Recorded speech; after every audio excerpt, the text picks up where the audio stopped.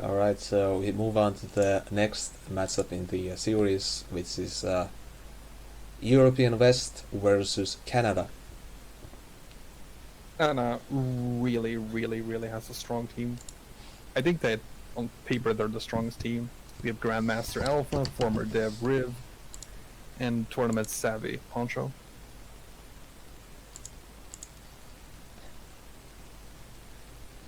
I always support the United States East.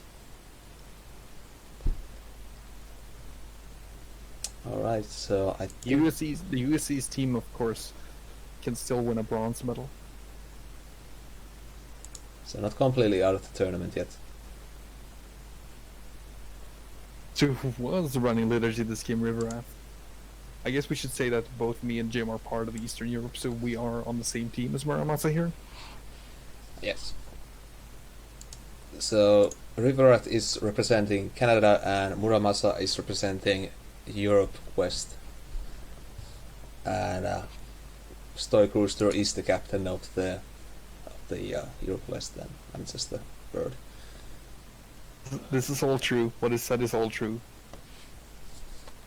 The organizers are cheating here.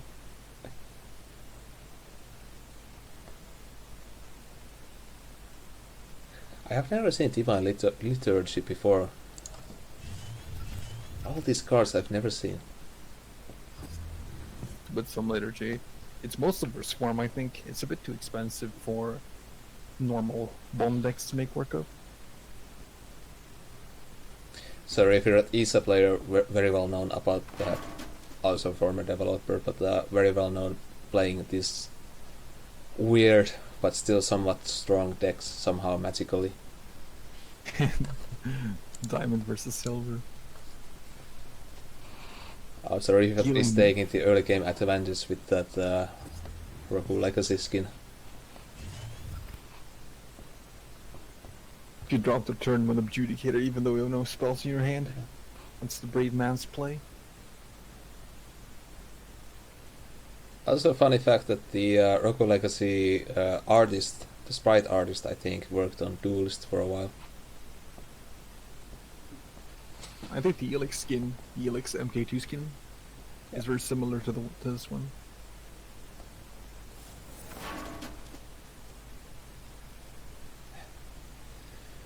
So much want and need on the chat.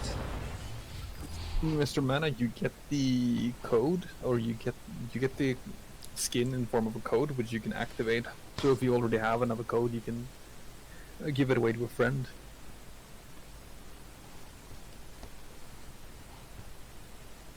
Maybe, if you feel like it. This is a fairly strong opening from Liner. Typically playing the backline Lion and then you get the Blood Tear on top of it, so threatening both mana tiles. It's not unlikely he's going to get a Chron off next turn. Mm. I'm not sure what you were making for play here. Or the Blood Tear to block them off.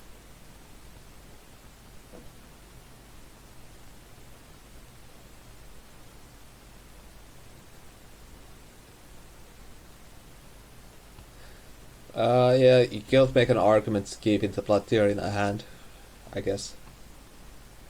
Ryvirath side? Yeah. Yeah, but it's probably gonna replace for some bigger spells here. Here we can see the Sworn Avenger coming out.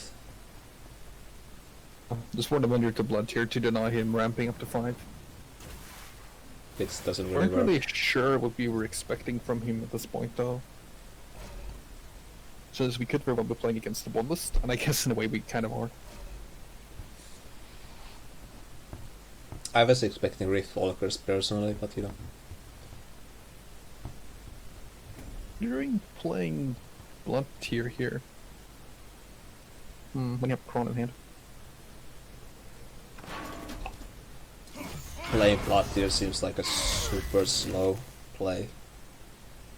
I don't like it either. I think you can place it closer to the Sworn Avenger. Yeah. Because it has range, so it still can reach you from wherever you put it. Also the problem here is that you can't really replace the second Crown, because then you miss the replace trigger. So kind of stuck with the Adjudicator. Replaces the Blood Tear though, hoping for a spell. He draws one, but probably not the preferred target for it. Sky Phalanx. A card you see too often. I remember some liner decks ran that a while back. I think I just remember Re69 saying that it could be good top end. Yeah. I guess it nowadays is way too slow, but you know. It's definitely better than something like Excelsius for the same mana. We play a Duelyst backline here in juxtaposition.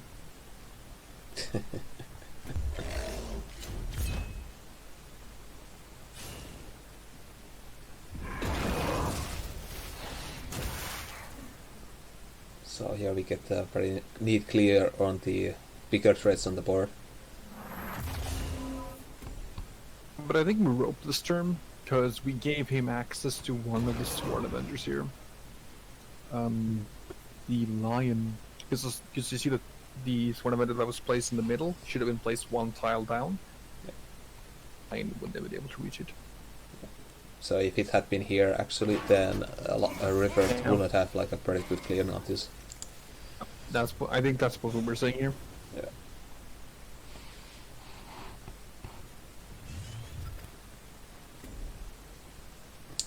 We see the spell packets coming out.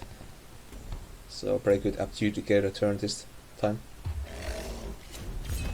You get 3 spells off, since you don't really need the cut cost on.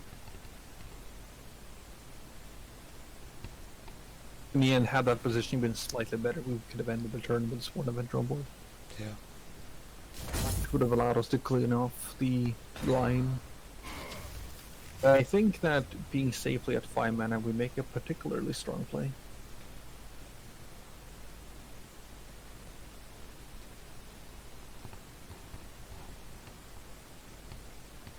Once again, this Adjudicator was, for me at least, kind of like a big tip off that Ryvirath is not playing a regular Argent list.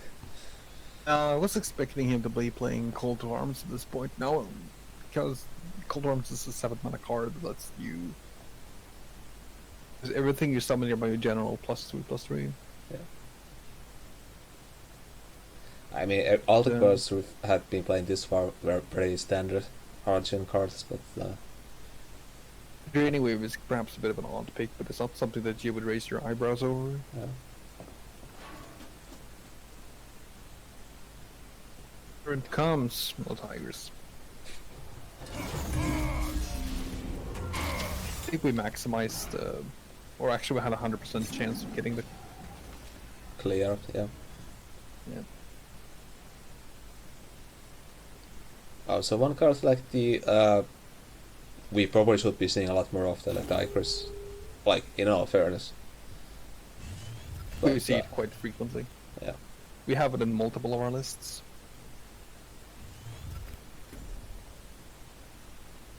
Here you get a pretty good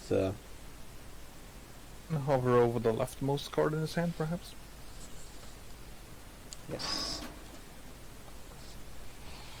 The Theme Vow. Did a little bit with this card. Not terribly impressed with its performance. I think it's an interesting card to be playing in this kind of list. Since I would expect it to go more in a more mean heavy list, since this has some wizard themes to it. Yeah. Themes and such. So you kind of get the double payoff from the Sky Phalanx into Amaranthine Vow, so you're not like, even if they clean up the one board, then you're just like, okay, here's more. Yeah, you can really play on curve quite effectively here. I think that next turn you probably just play Sky Phalanx, depending on what we do with the rest of our mana. Yeah.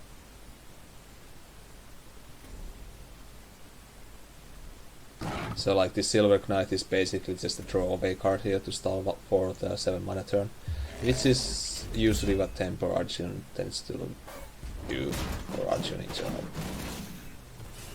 But he was digging for answers since his hand was kind of low as well. Yeah. Shout out here to our team for playing the run clean. Yeah.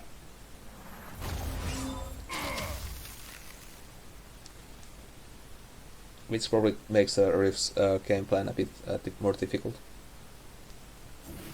Not super bad. But you really want to get rid of that Tigress there, so that's the awkward part.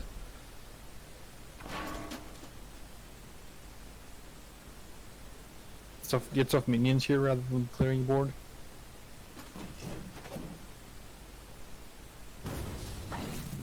The disadvantage here for us is because we're so heavily blocked down, it's going to make it difficult to play around Vow or Claim, because we can't control where the Tombstone spawn goes. So it's bound to spawn at a point where it's playing into Vow, Claim. This is the part where we are doing a lot of math and trying to find the optimal clear. Remember if we actually did get a full clear or not. Yeah. I guess Duelyst does its work. This is really well played by Ryvirath, I have to admit.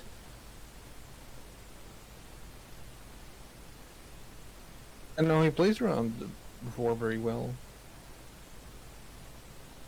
We add up at playing such a underplayed card. Like there's only like one clean clear, everything else like the blood tier cannot be involved. Like we can from the board maybe get 2 of those knights out, but there's still 1 provoke left. Oh, when I played Vow, I played what's that thing called? 4-mana 2/2 that summons a 5/5 from your deck. I have absolutely no idea what card that is, but yes. Cliff Alarmist?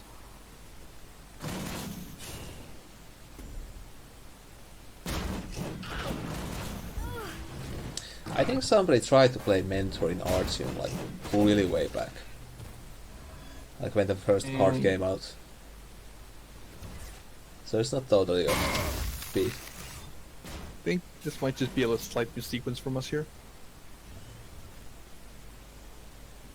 Probably could have gotten dust off earlier than this play made, allowing us to keep our warmer healthy. The tigers from dying, or at least keeping the Sentinel alive. Mura or VR stuck down in cards, so 2 cards versus 5, and there's the both already in hand, so seems pretty good for Ryvirath. Board clear was huge for him, getting rid of most of our stuff, since I think it was pretty clear what we were playing here.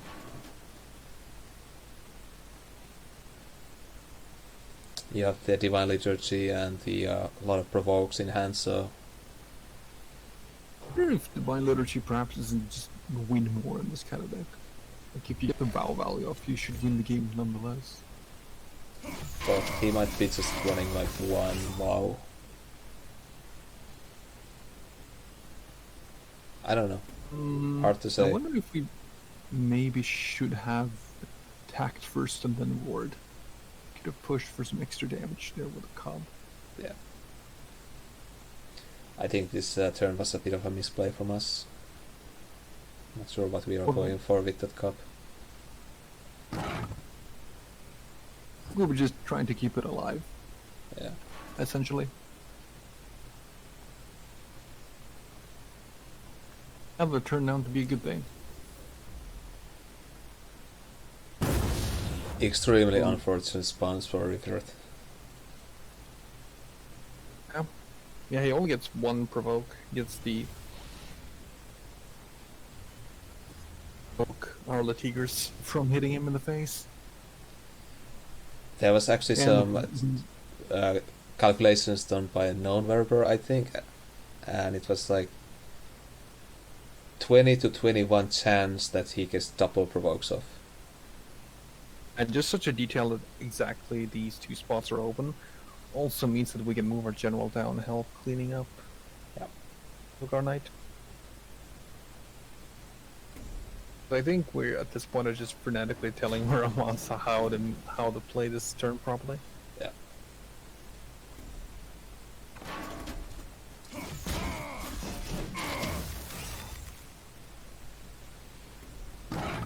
Might the last 2 cards in her hand be?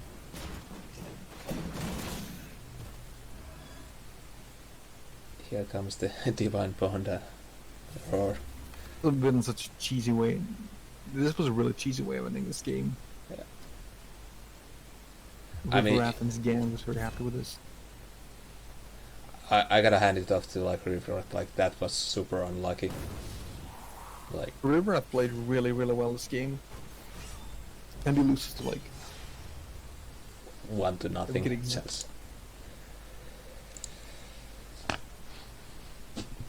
We lead 1-0. Yep. That was a really tense game for us, I think, because Mura was really nervous when he was playing that game, that should be said.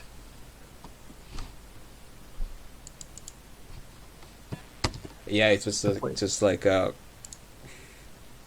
Ryvirath was a really good player, and no matter what we did, it seemed like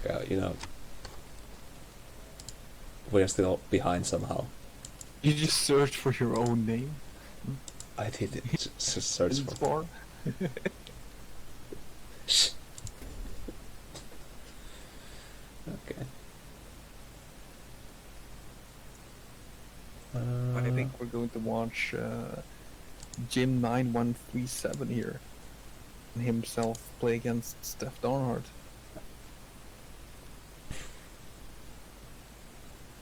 Please be gentle. Hold burp like a hamburger.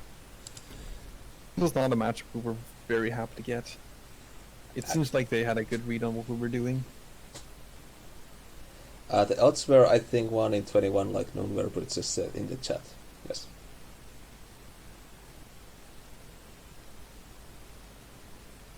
StephDawnheart counterdecked us really hard here. This is unfair.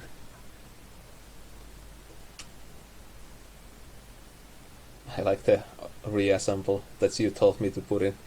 The One off. Reassemble, just in case. Just put one in there, it's fine. But it's a fun card. It is. The obligatory natural select target. Yep. Over with it. Yeah, so Team 9137 seems like a very classic Vitruvian player versus StephDawnheart representing Team Canada. Actually one of the best new players to come out to the game lately. Also streams a lot, so you should check her out. Post some content that she records some of the matches that she and her team are doing in Team Canada. Yeah. Look if you're interested. I think she has a YouTube channel and there, or in Twitch, I don't remember where, but anyway. There's not an obligatory turn one natural select. Bold to play that card when Kanabaka is an option. I guess you don't play Voth, not PBS. Yeah, if you're playing cryptographers, like, you can't not PBS. And besides, the fault is no longer on the table, so. Yeah, I think we just hold his hand, or do we not hold his hand? I can't remember. All I can remember was I was like yelling at you for making the proper Dunecaster casting.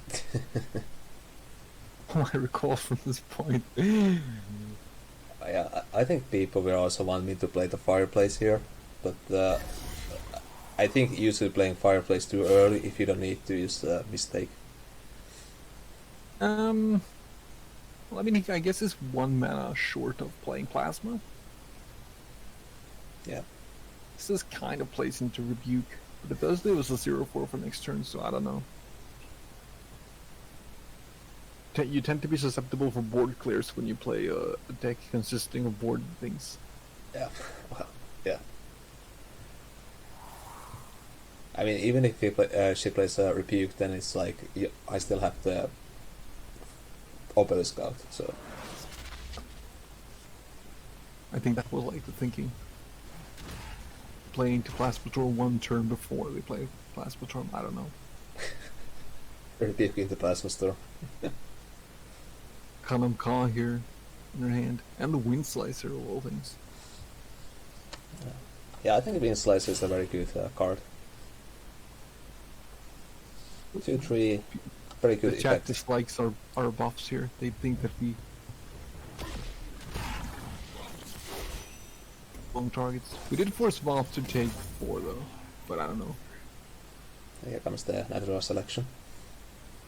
Still a very strong play for him. Her. Them. It's her or them. Oh, beautiful Swarm King Scarab.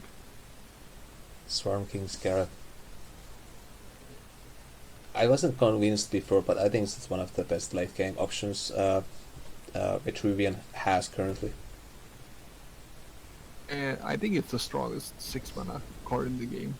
Perhaps bar Mecantor. Kind of hard to. Yeah, I beat think the we're rush. running 3. No, we're not running 3 grapples in this list because it's on the Sith list. Wonder how much his positioning will matter in the end. Very much. I think this is here where a lot of people wanted me to play the obelisk here on the center, but I don't see why. Or something. Yeah, or here. I thought that you were gonna stay put, essentially. Oh. You would body block the Rancor from attacking it, but you weren't. So. Because, I don't know, You taking were 8 to the face doesn't seem like a game-eating plan. Oh, that's true. Taking the spiral. No, but when you moved away, I think you made the correct call placing it there. Also, like, placing it here seems also pretty safe, but this plays kind of into Macantor. So, I don't know. Flash Mecantor, though. How much you play around Flash Mecantor? You always play around Flash Macantor. You especially play around double Flash Macantor. Saying here in the chat that he thinks that they could have.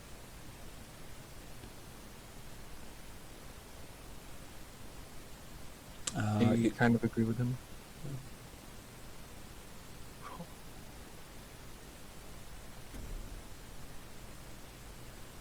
Ponchomango saying that they're really wasting their Plasma Storm here.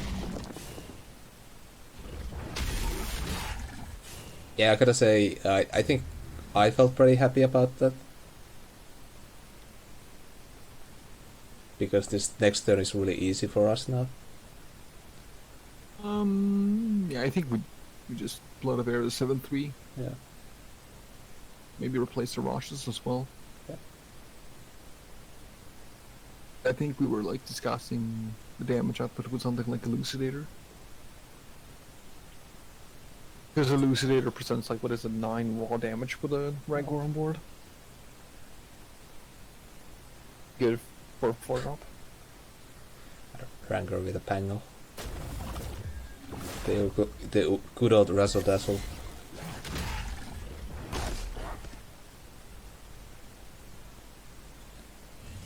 Ah yes, the pro move of replacing last.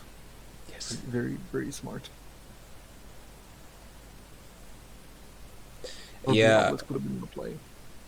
Ponchomango, if you had like a natural selected the fireplace, like the dervishes that basically don't do anything anymore.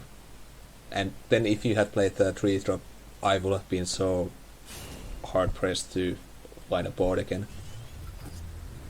We didn't even trade there. We're not even too off.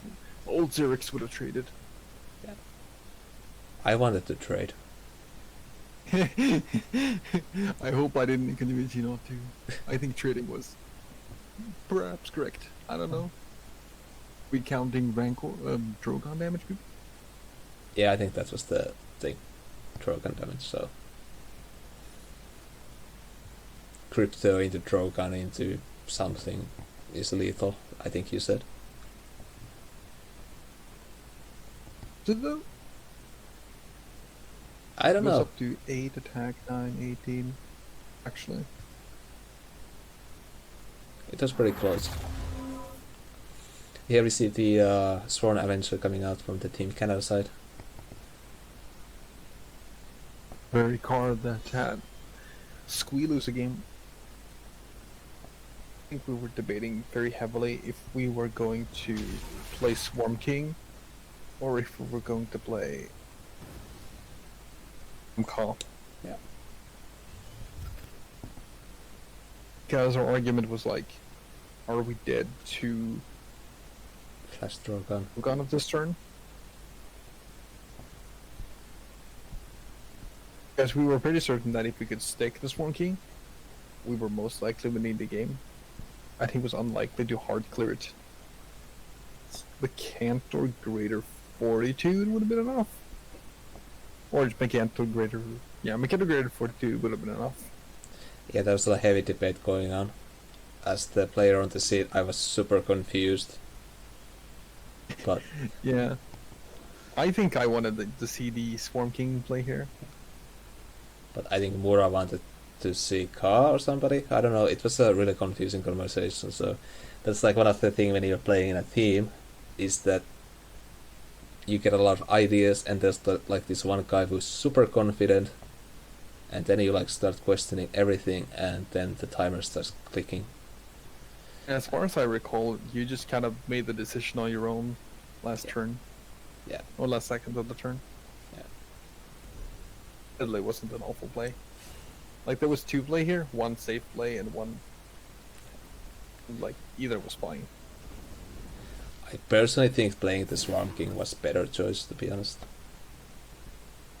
And Greater Fortitude is a bit of a stretch in a lot of... Yeah. I think this is giving them a much better chance to coming back to the game with, let's say, Plasma Storm. And also our board is super weak, and they can just develop a better board, and then Swarm King isn't that effective. So I was already kind of regretting the choice here. There is the thing that if the Kanam cost sticks, we just kill him with dervishes. Yeah.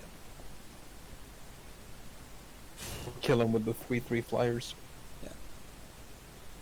So I think this play was actually just worse.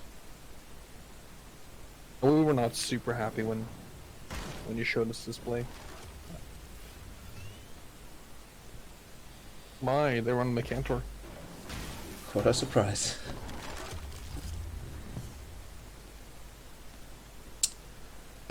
Playing both Obelisks kinda plays into Plasma Storm. Or Natural Select.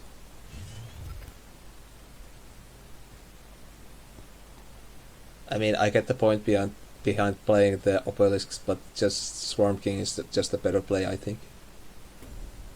Swarm King evades Plasma and Rebuke. Yeah.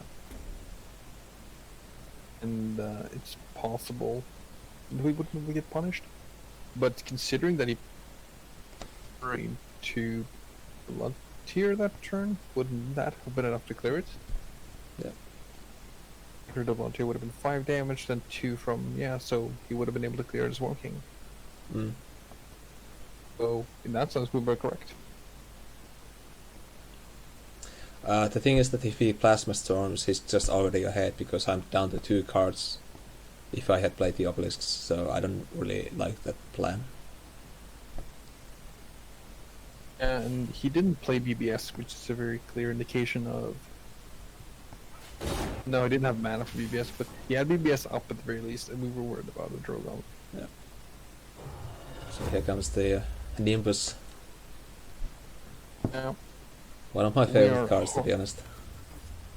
Punished by Plasma Storm here. Yeah.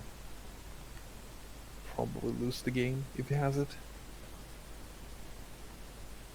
Yeah, the Avenger actually had the 2 damage, so just Rebuke would have been enough.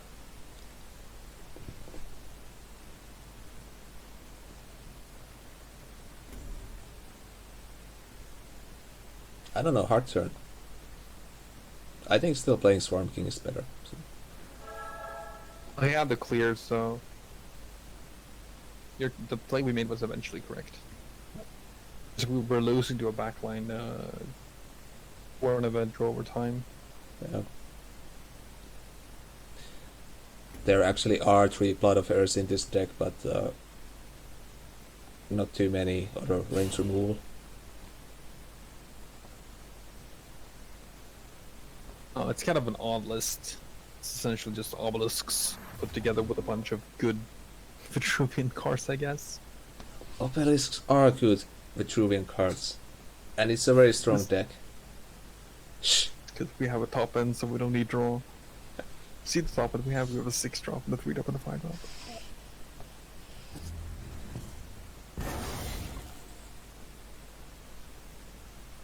I do think we play Portal this turn, no? I was heavily debating that play. Yeah. I think I told you to make that play. I think I told you that we play Portal Guardian into Stars Fury. Yeah. Oh, that it would just... Are we replacing Swarm King? Yes, we are. No! What are we doing? What we're replacing for? Swarm King. We're replacing for Swarm King. I was actually counting the damage here because we actually have 7 plus 6, 13 damage here. That was Also just the move. considering But we we maximize the spawn points also. Yeah. For Stars Fury. As so we could with maximum spawns for Stars Fury, which is 3. Plus we would get the obelisk coming off from Nimbus. So this play plays both around Plasma Storm and Rebuke. yes. As it forces him to choose between clearing and portable obelisks over. And we have lethal with Ka potentially next turn. Yeah, if we had it. Well, we are representing it, kind of, maybe, probably not. Then limited amount of damage. And wow, thank you, dear opponent, for giving us 3 cards. Are we really playing Elementers in this list? I couldn't remember that. Of course we have obelisks everywhere. Allomancer. Allamanger. Really printed a 1-mana obelisk. That would have been a cool design.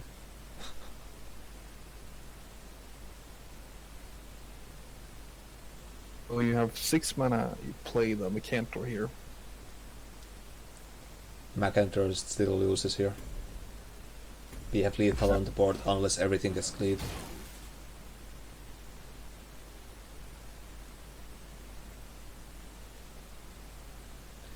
Yes, Stoicrooster. Is the rooster Naruto running here? I have absolutely no idea what that means, but is it? Is the rooster Naruto running? I don't know, I googled the picture. I don't remember the context of the picture, but it was probably something funny. I'm just Fireblaze Lethal here. Lethal will watch us, yeah. Vitruvian players in our team. Yeah, Relying our players can't count damage unless it's from Divine Bond. Or triple Lucent View. we can only This count was to a 0 and matchup 2. we absolutely should have lost, and I wonder what Poncho said earlier, if they would have natural selected game over Plasma Storming Boredom. 1. Yeah, I think it would have made the game a lot more difficult for us, in all fairness. I mean, if you do 5 mana turn, do nothing, that usually is, gives a lot of, how do you say, the time for the other player. Yeah, but when you're Voth and have higher attack and more health than your opponent, I don't think you necessarily mind that much. Yeah. Nonetheless, Western Europe is ahead with 2-0 at this point.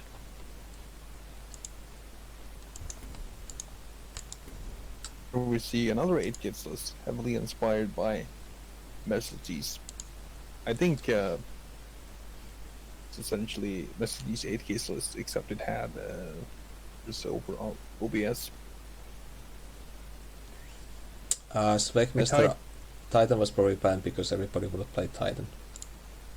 It just creates like a power vacuum, which Titan would have been very effective at filling.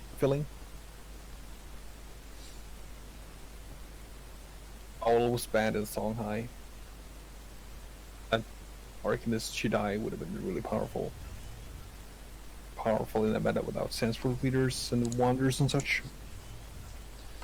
So here we have a legend on the left, Alphacentury / Mango, facing Mere silver player, might I add.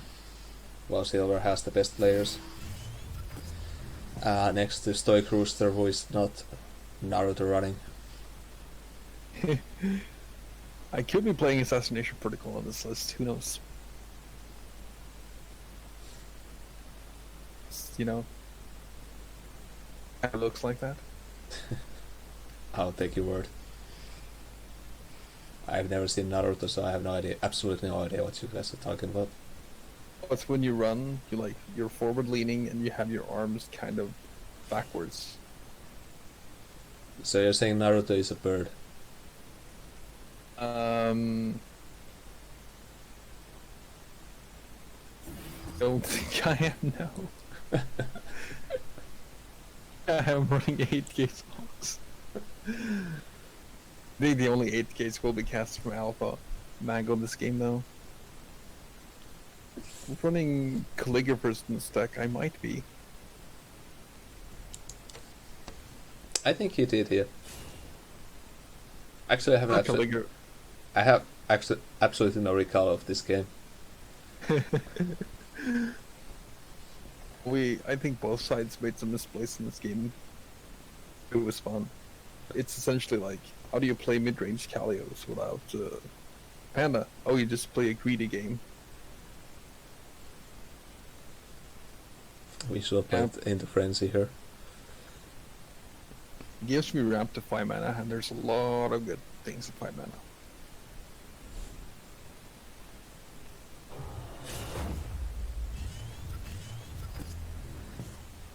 Yeah, do you think it's a mistake to let us ramp here? Yeah, I think it is. Because the spell jammer could have easily tanked the 2 damage. I think you can definitely do it. You risk something like a Killing Edge or a Misdragon Seal Primus Fist, but I feel like giving us 5 mana kind of out of card here. And a lot of space as well on the board. I don't think we actually... Yeah, that's true. With Misdragon Seal and Juxtaposition, building distance between yourself and the enemy doesn't really matter so much here. I also have to say I was kind of surprised that we had this much space against the Riva. Usually you have like a lot more aggressive plays. Might be played at 5 mana. Find out.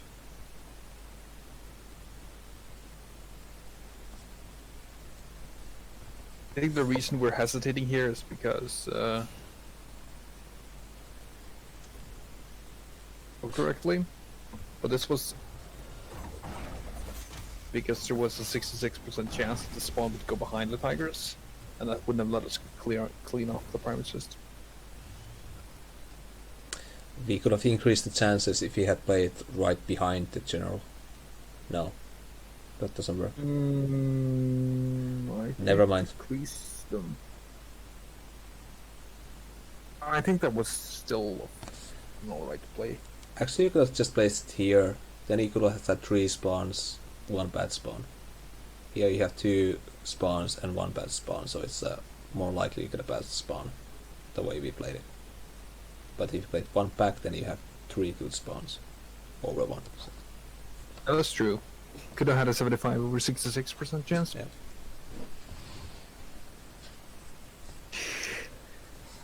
You should never doubt for the Tigers at 5 mana. Okay. Playing against me, it's a good shout out. I just hope that the Team Asia, to whoever we're playing in the next game, just doesn't take any crossbones in their lists. Would be 3x in very, every very list. unfair. Also rust crawlers everywhere. Whoever plays Southeast Asia needs to bring rust crawlers, whether they're making good work of artifacts. AMPs, I guess. Once again, very defensive positioning here by Alphacentury. But still playing into the Wild Tar. Still leaves a lot of Tigers up, which is like backbreaking for you to deal with. Yep. And basically that means we can clean up the artifacts, so I don't actually understand this positioning myself.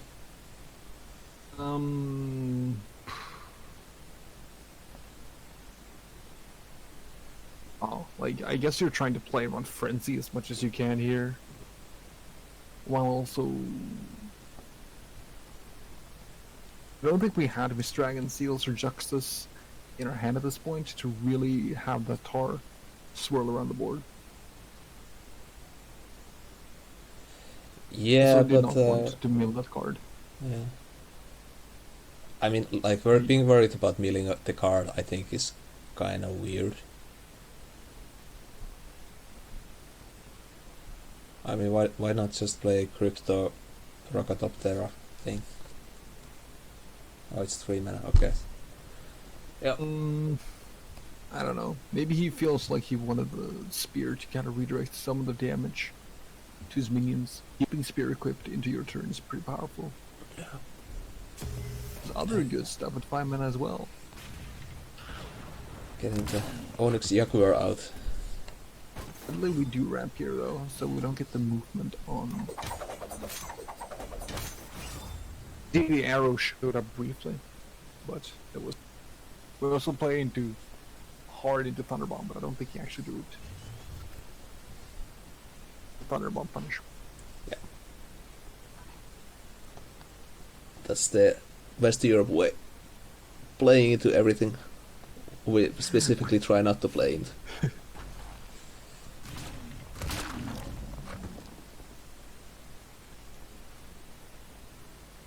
Pretty unfortunate for Alpha that he doesn't have the Thunder Bomb though.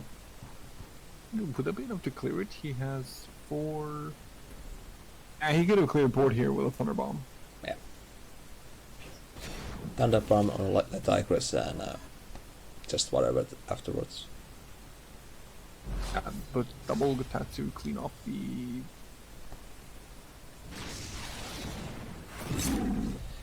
That was exactly the... I played into Thunder Bomb thrown in Kalios' face.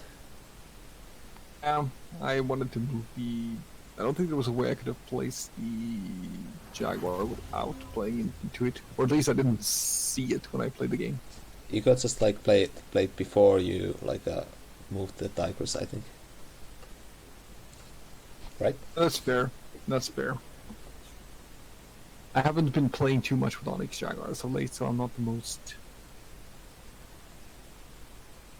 user of it. Yep.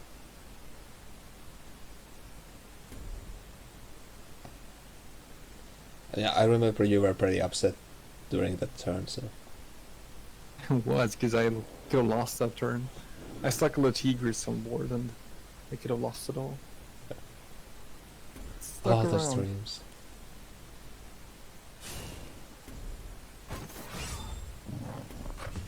Beginning off with the Tigers to deny him only getting 1 Phoenix Fire. I guess it doesn't matter when he had 5 cards in his hand. Yeah. Other one as well. But you could have just actually just clean up the Phoenix Lantern Fox with the Flamewrath here, and still got the full clear on the artifacts. You do get the full clear though. Yeah. But then you got gone with the Tigress to the face, so... That's true. I don't think I was paying attention to the fact that he had 5 cards in hand. Yeah. Been thinking about when you're playing it. I think Muramasa was the one to point out that hey, he has only 5 cards in hand, so you know. Moss is a good boy. But it gets pretty hectic in the team chat for us.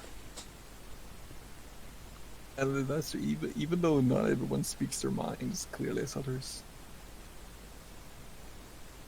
Ponchomango's hand is full, and it's full of high-end stuff.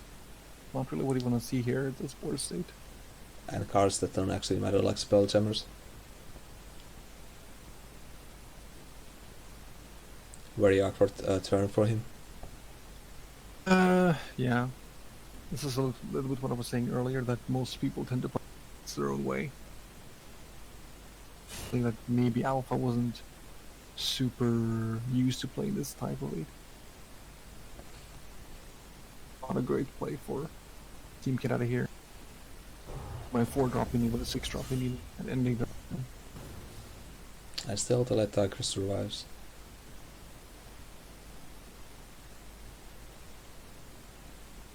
I mean, Alpha has like nearly all his utility cards in hand, but none of his actual game-winning cards. This Geomancer is like a win condition, but it's very slow to play here. And you have 2 of them in hand when you only need 1. Your hand is full also. No Ghost Lightning sort of Thunder Bombs here to be seen. Yeah. Very rough game for the Team Canada here again. Sure, we'll back off here though. Avoid damage to my face.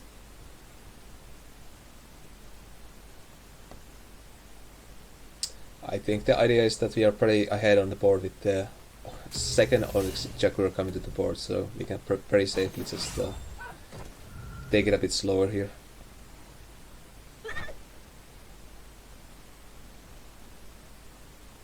I'm choosing to sack it once more unless I roll it, or unless I blink it. Yep. I believe I just do a Primus Fist for active deal damage turn. Oh, I also get the Jock Slaying. Nice.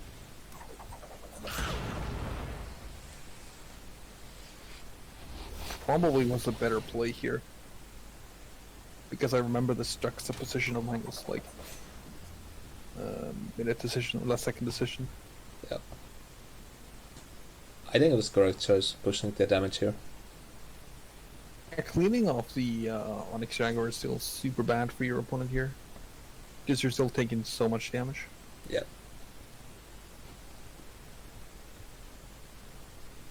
Even the Primus Fist got the buff with the juxtaposition, so everything's buffed on board. Only 3 cards in hand though, so yeah. Maybe I don't actually have lethal here. Good Fairly good clear here though, but still the Tigress is on that board. Jaguar is definitely a very greedy card, but it did a lot of work this game.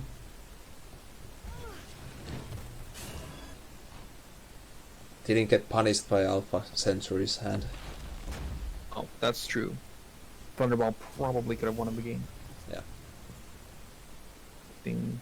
No, but what we were doing when we were heading into this game was we were pretty certain that going to react to a potential Ox stick at the mulligan. So I was thinking if we brought mid-range Kalios, they might make some bad mulligan decisions as well. Lightning.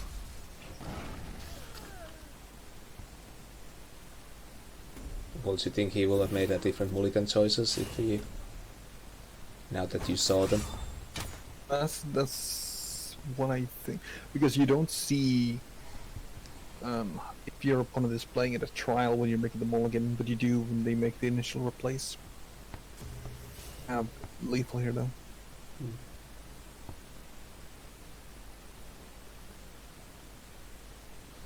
Last minute, move that thing away from Thunderbomb range.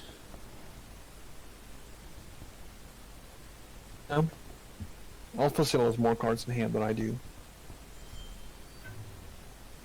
But really hard board for Songhai to clear. The last card is of course a Trinity Oath, so.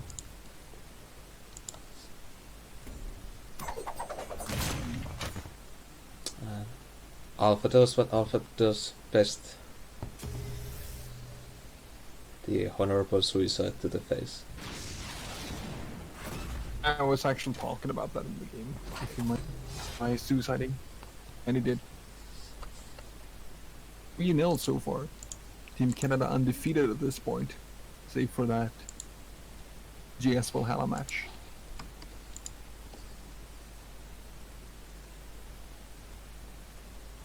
Alright.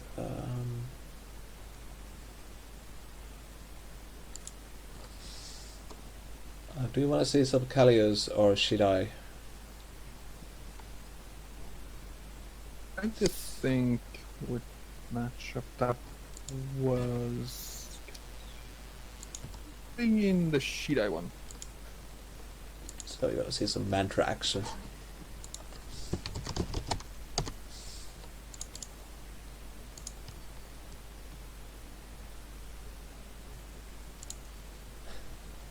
The Valhallas, yes. It's unfortunate they found each other just at the last moment, but yeah. Well, it's fortunate for us at the very least. You know, we want to win because there's tournament ribbons at stake and skins. Alright, so we have BorntoTriumph on the left side representing Europe West, and Ponchomango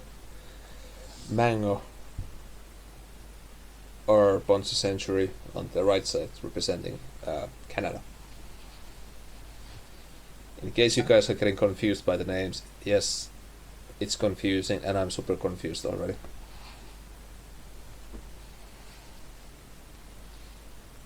So if Team US West wins here, it's 4-0 lead, and there's 4 match balls essentially.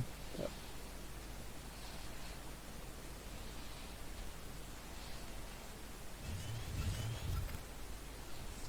Contra is so difficult to play. It's never been a deck that I've been super attached to. Always thinking that 8 gates is funnier to play.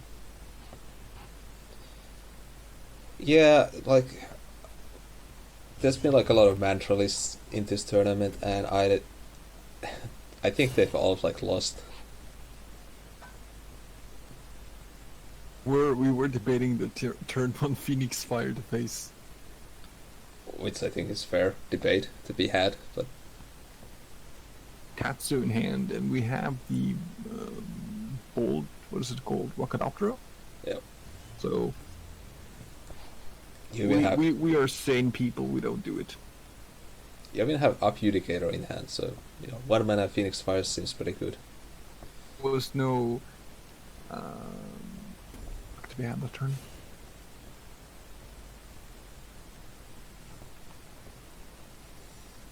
We could have much better would have been on hand to turn 1. And here you see the typical game losing play. Turn 1 Scroll Bandit. It loses the game to one of the factions. When playing Titan, we wouldn't be overly concerned with that. Titan somehow. Probably we weren't. We were playing instead of Titan. It's unfortunate that you actually have to play the game.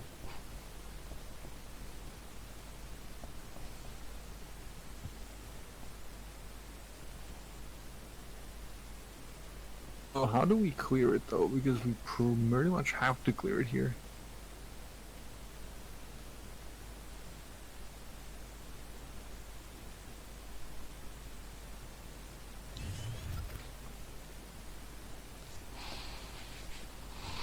Titan mantra would be pretty funny. I guess in the next update we will see some kind of Titan mantra coming out. Q4 content. 2019 Q4 content. It's the Q of last year and postponed it to another Q4. Maybe they meant the 2075.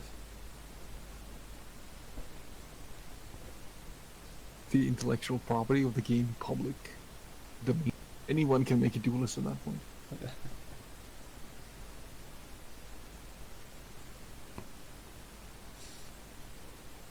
But yeah, it seems a pretty slow game for both sides.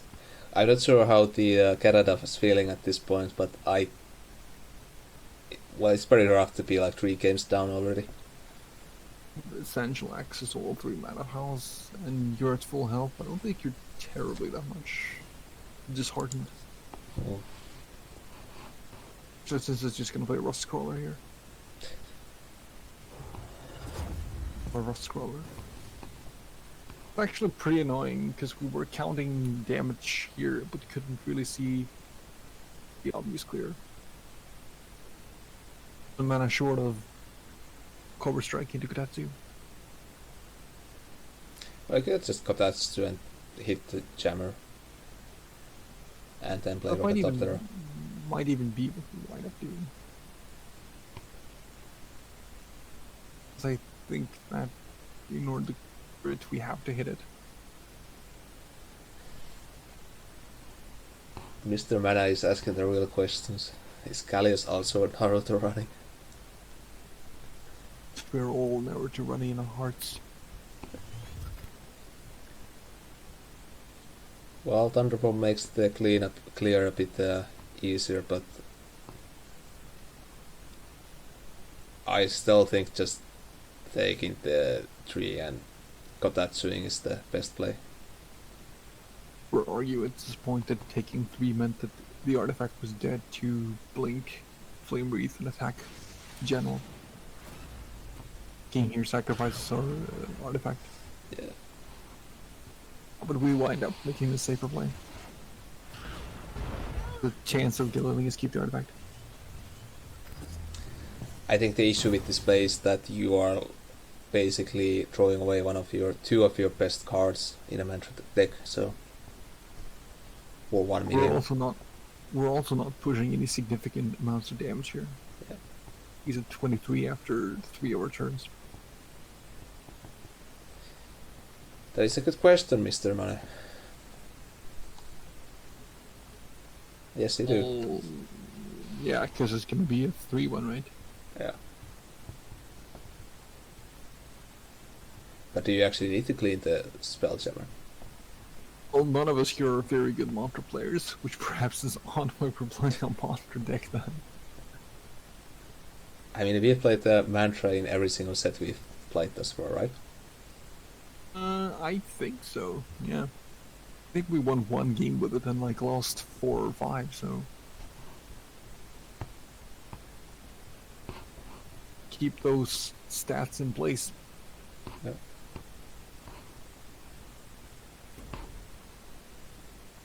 Mantra is problem solving, but it's boring problem solving.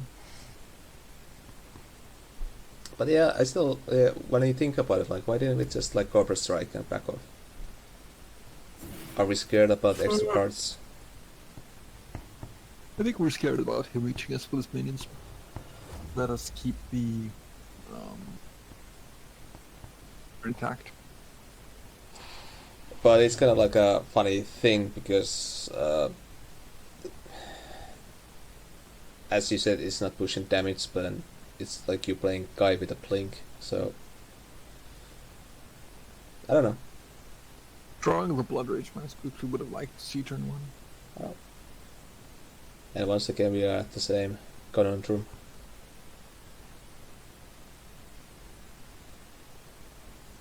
Facing the issue where we need to clear the board consistently, which prevents us from dealing face damage.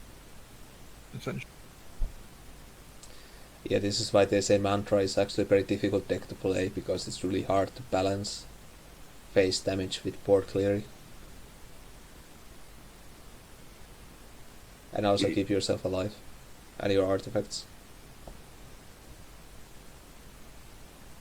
I think we make a really, really awful play here. I think we make some kind of Blood Rage. Isn't good at all.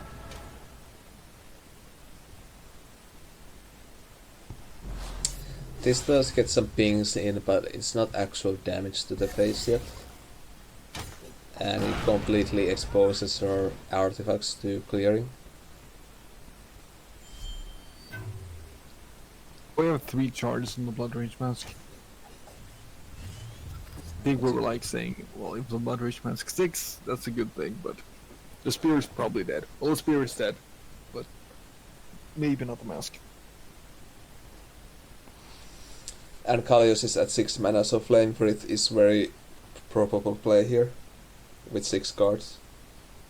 Something like Zendo or the Tigers or something of the like. Phoenix Fire. You're playing a Songhai, so you know burn is to be expected.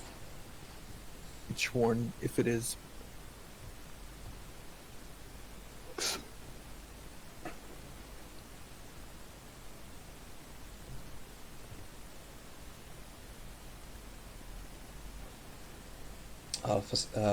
Ponchocentury, Ponchomango is taking his time to think about the next moves. I think you still have to be careful, because like, if you're not given the option of developing a board here, and something like 8 gates Ghost Lightning is pretty bad. The Tigers in the end. I was very confident Ponchomango was just playing our list, to be honest. Except without Jaguars, probably.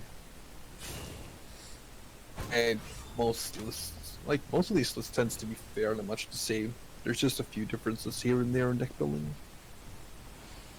Running Jaguars in this list. Pretty much just end as top end at 5. Some stuff that cost over 5 in our last Kalios deck. I wouldn't know. I cannot count that high. Maybe a player needs to count 6. There's a lot of good things at 6. Acro Kalios list, apparently.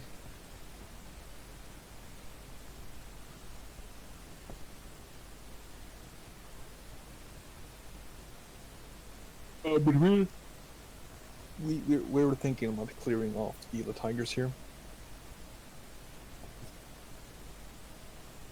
Option of turning it into a bear, or hard trading it away with a Cobra Strike, Tetsu, and General Attack, which is what we eventually decide on. To leave the private fist alive, but we're coming to the point where we're just gonna corner ourselves and hope that the opponent doesn't have damage. Genius. Yeah, but it's Songhai, so they do have damage. Spiral almost kills us. Yep.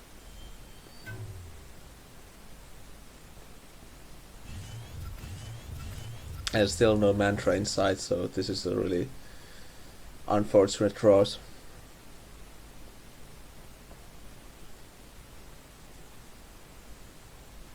We need to do something like Cobra Strike to be winning this game. I can't remember if we ran 1 or 2.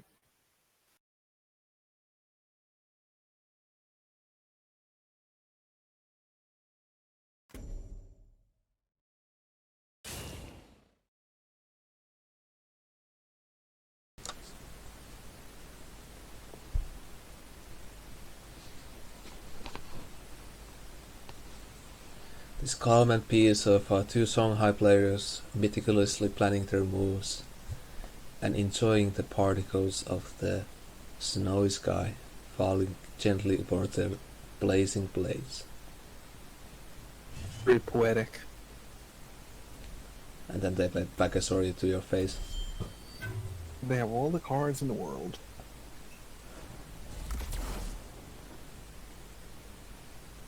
Killing it. Dare you play Killing Edge against us? How But I rude. think we can clear this somehow. We're dead to Spiral, but Well, if you look at the particles, you can see they get stopped on the ground. Yeah. And there's like ice and snow.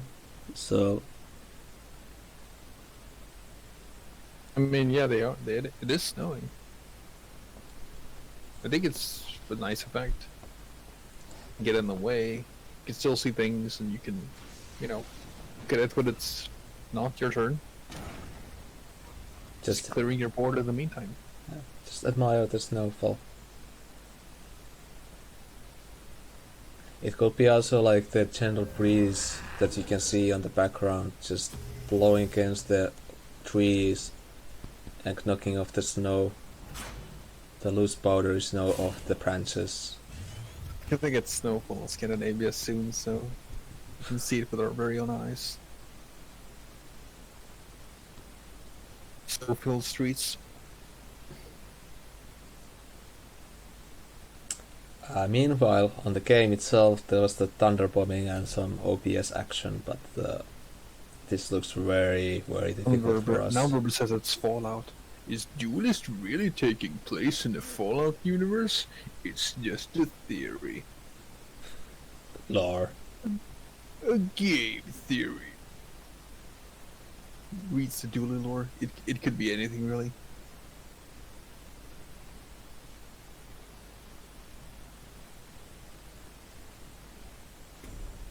Wonder why it's cold enough to snow, but not cold enough for the snow to stick. You're Scandinavian, you should know. I'm not. E or mana? Mana. Or E. Or Stoic. Oh. Was that voice? I was trying to sound like Matt Pat from Game Theories, but I guess I was doing a bad job at it. You sounded just like when you were like in the voice chat telling us to play. Do I have such a condescending voice? No, but this is how we do it, actually. This is how we do it by Katy Perry.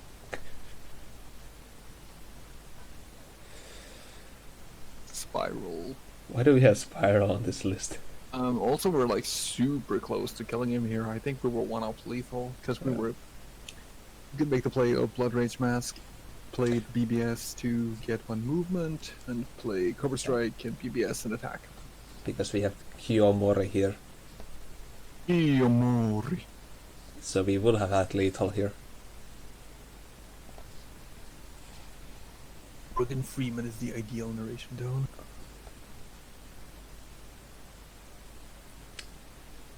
Kiyomori. Do we spiral ourselves in the face here? That's the alpha chat play. The only way to punch out. Well, he doesn't technically have lethal on board, so maybe it's foolish to suicide. Because maybe it's just like a, I don't know, Spiral. Spiral the tar. No, I think we just said, okay, the next turn, and maybe he doesn't kill us. Like, in the off chance, 0.001% of the world, he doesn't kill us. No way we said oops here. I think BorntoTriumph was also getting pretty stressed out in this game when we were yelling at him from like 4 different sides. What happened was he activated the BBS, right? And he didn't have enough mana to BBS and play. At the end, it didn't really matter. So. Yep. Plays are made here and there. Like I misplayed when I could make the Thunder Bomb essentially, and when I made that awful narration voice. Well, you did your best. In the end, it didn't even matter. Let's not turn this into karaoke night. I don't think our viewers are drunk enough. This is so sad. Now it's just 3-1. Yeah. But pretty solid showing from like Ponchomango. Being a new player, Ponchomango is making some decent plays. Still getting so confused with the. But I hope you created the Smurf so you can hold that name so that it doesn't get stolen. Like what happened to Alphacenturies.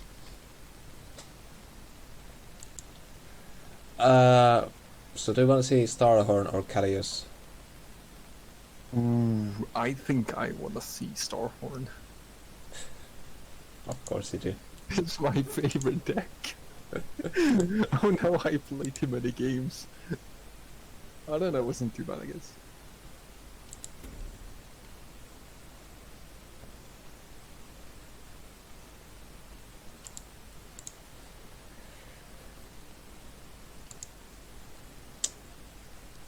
Alright, so Beautiful, beautiful hand. We got Flash the Mechantors.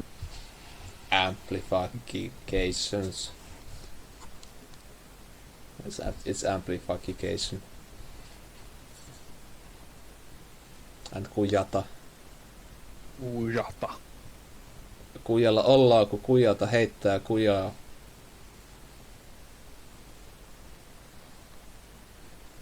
It's like if a retail place in Sweden was like K-rauta. So you have that in Finland too. It's a Finnish hardware change. Kesko. K-rauta. Oh, I draw the best card! I already win this game. It was so sad when they did this play Team Canada. They're just no chill, man. It's like they wanna win games, like how dare they? I have the best place, and they're just like, I'm not gonna let that happen. They're like, have my fun, you know? Yeah, if Can't you I play- just do Flash, Mechantor into Amplification turn 2? Why can't I just have that?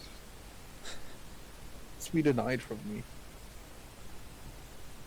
like let digress into nonsense. I'm Mechantor. He kinda prays to Jesus to get the war piece though. Is playing Ox here, so she knows she will win that Kushata. Alright, she's actually playing Equinox here, so. I actually realized that like mid game, because I think I came to mid game of this game because I was like kinda tired because it was 2 AM or something. Fortunately, I'm such a good player, I don't need the advice of my teammates when playing this deck. I'm just that good. Yeah. No, like here I ha- was like traded when they denied me my rightful Mechantor Ampli turn 2. I think half of the team was doing emotional support. How dare we lose at but- one game? I was debating a little bit what I was gonna do here. Because I think I replaced Decimus here. Tell us where the Maple Syrup hired you, Stoic.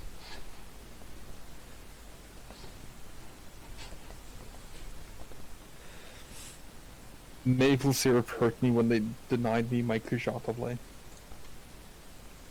That was sad. Okay, so of backlining the Tigers here, but that would give them 6 mana. 6 mana, they could play Mageborn, and that would make me very, very sad. So you just stand still and pass turn, right? Can only dream I had a creator here. Alas. Or you could double flash Mechantor. It's all... No, it doesn't work like that anymore. Would be 4 mana.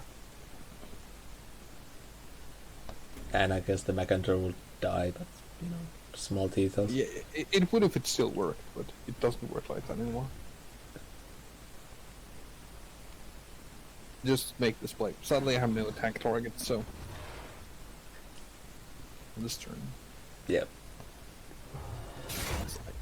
Team Canada doesn't have enough damage on board to clear it, so they need 2 out-of-hand damage.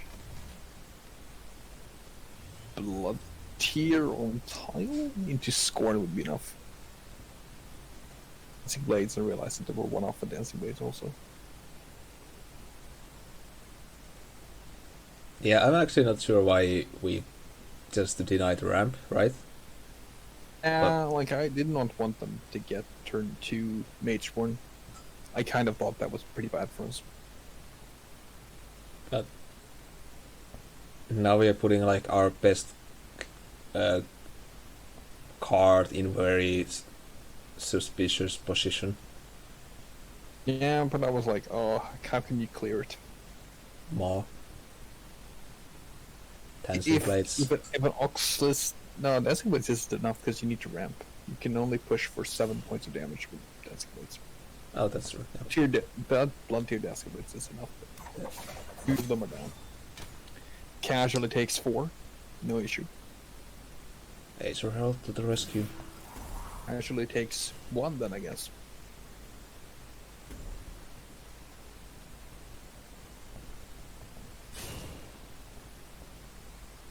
I remember I texted or messaged Steph not to have a crossbones here. You should have teched in crossbones for this matchup, Poncho. You should always take crossbones against Stoicrooster. Perhaps, but don't give our next opponents any ideas now. I'm There are just spies saying. lurking. But do I flash Mechanitor or do I Rage Binder DBS? I can't recall. Or you could just BPS and see what you draw. But Fair. that's like Flash replacing bomb. first. Feels weird.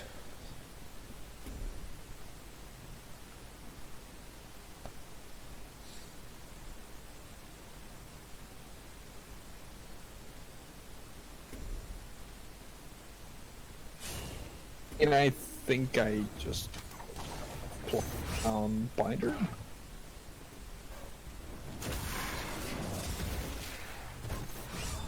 And like, how do we play into Thunderbomb here? How can I play around the 8 gates? Gosh, it's a real question. But I think that it's better to BBS here because I'm not playing Decimus next turn. 4 cards. Also, I draw all 3 Flash Reincarnations, so clearly you see what a good player I am. That player would only draw maybe 1, but drawing all 3 takes a special kind of player to do that. Yeah. Admittedly, Team Canada was having a really bad luck this game. And throughout the series. Yeah, I do maybe give him the trade for the Tigers here with Scorn or...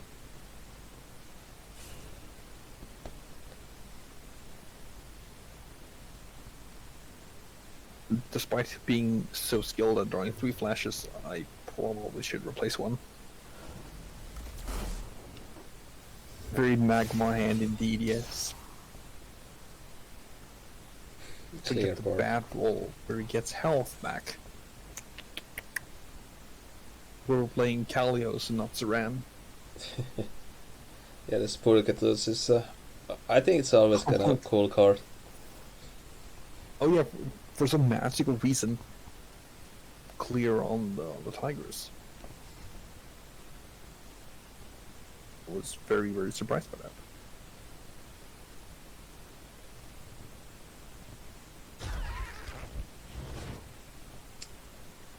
Yeah, I think that at this point it's like when they don't find that 1 point of damage is like basically let us win the game. You see another of the Tigers, so I was never concerned. She has your back. I replace a Flash and get the Tigers back. I can't say I'm anything but blessed in this matchup. Speaking of Let Tigress, she's casting for Riot nowadays, isn't she? That's a possibility. Yeah, I remember she was like official caster for some of the Riot events.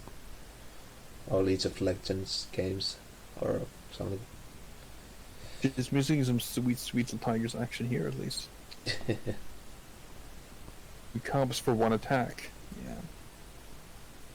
Wondering if the Tigers could be a card that, in theory, could be nerfed. Should, such things still exist. Well, as they say, anything rush in this game is pretty busted. So,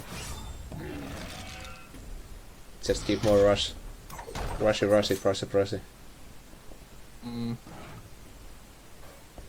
I go face here. I could have used it as a bait for the Oni. I guess I should have cast flash there for no reason. Dude. I'm the hosers.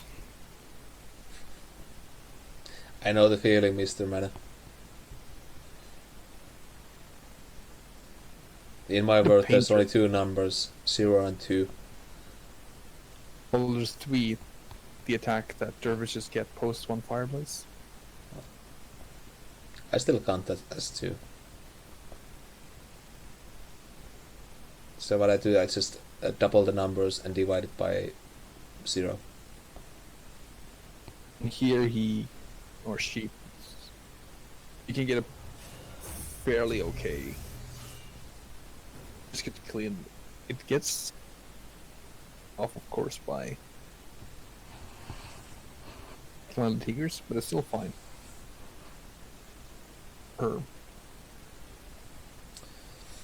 Yeah, here we're discussing like playing the McIntyre here or something, but we can just get a lot of we can just dump our hand.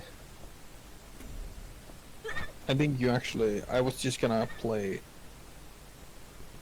Lava Slasher like that, but you said you can also play Metallurgist here, I recall. So yeah. I did that. That was a nice shot. Get the full surround. And I make sure that I get the open gap damage from Lava Slasher so that the Tigers with 4 attack me. Can go safely to the face. I think here we were expecting EMP, so that's why Stoicrooster is coming closer. Moved the Tigers before attacking so that the spawn had a bigger chance of being closer. Yeah.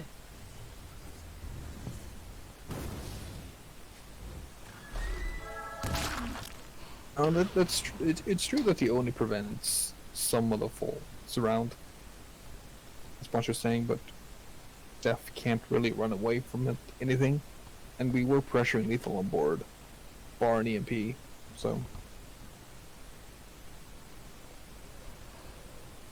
So you weren't very concerned about the Oni either here?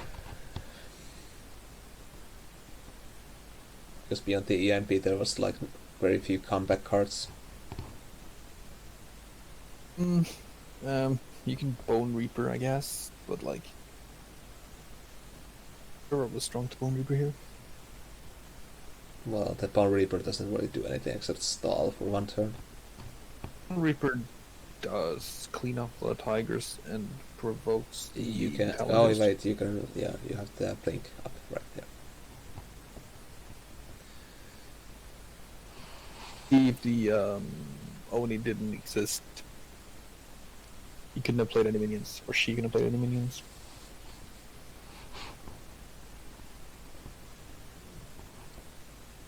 The idea of running a Starhorn list without the Disrespects combo, but it is admittedly quite strong. And give you some cheat wins.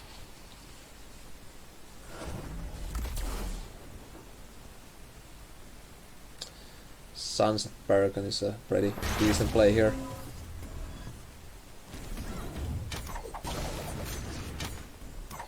Unfortunately, War Beast is coming along. As usual for Magmar. The second War Beast lethal we see today. You see 4 health, you just McIntyre anything. The turn 2, the Tigers plus for us into amplification really sealed the back. Being able to answer that just gave us so much range value and so many cups spawns that we could use. Puts it to 4-2, right? It's 4-1. Probably should be keeping track, shouldn't I? This is yes, sorry, this is 4-1 for the us. So we're doing very well then. I was surprised at this point.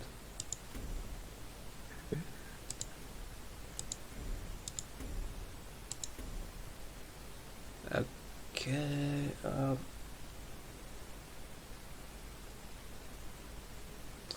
Alright, so this is next game.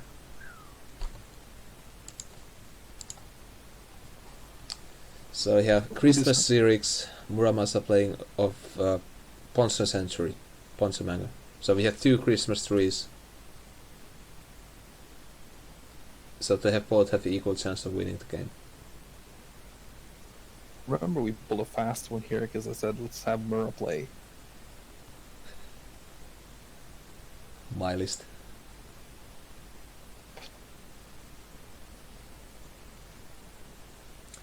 Because I think the idea was that the Muramasa typically plays like not Vitruvian lists. He's played a lot of Bond. And Songhai. Like Mantra.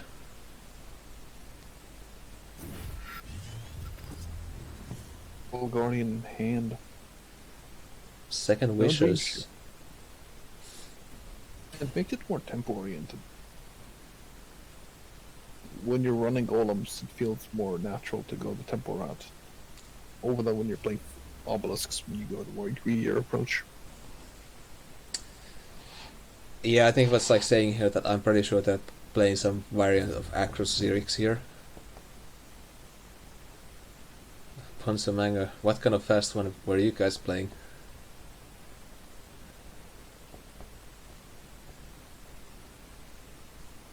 Because I was pretty sure you guys were playing Acros Xerix, but yeah, there was some confusing moments. And there doesn't seem to be any cards that is terribly surprising so far here. Mortal Guardian standalone good, La Tigers is also solid. Getting the second wish buff is pretty huge on the Portal Guardian. Still need to be respectful of the obelisk though. But yeah. Mortal Guardian is probably gonna be big enough that it survives any smack it can take on those. Yeah, I think Ponchomango, the biggest surprise for me was that you guys actually played Xerix. Because it's But we didn't see any bad Sosh lists here. Yeah. But we may see it coming up in the next games. Sosh or Irish Barrier Sosh. Swooshing your Portal Guardian should be illegal. It should be considered a crime by the Geneva Convention. Nasty. This is 2-9. With Frenzy. Top of second wish and had and Swarm King. At 3 spawns there, that would give us turn 2 Blood Bear. And get him.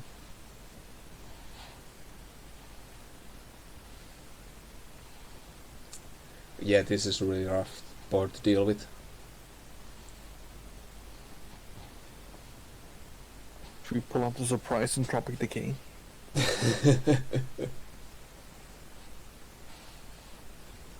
Entropy Decay will be something. With Sandstorm Leaders, let's run a bad card instead. And why did we even go face here? I don't know. Were we just tilting here or not? I'm also playing hard into Frenzy here. We won a game. Let's still. Yeah.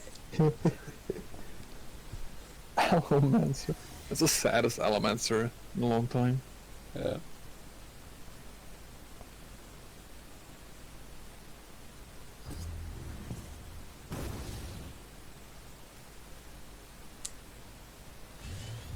Yeah, I think the idea of going face is that we are not cleaning up that portal card anyway, so might as well just go face, because we have Blood of Air in hand, so next turn, Triumphs. I think that was what we were saying.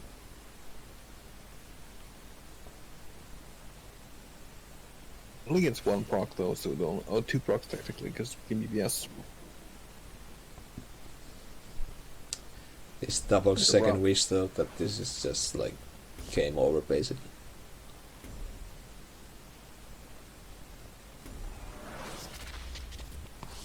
Oh, we still might have some turnaround potential in this game. Who knows? But it don't look too good. We're running keeper in our obelisk. Imagine like a fireplace obelisk.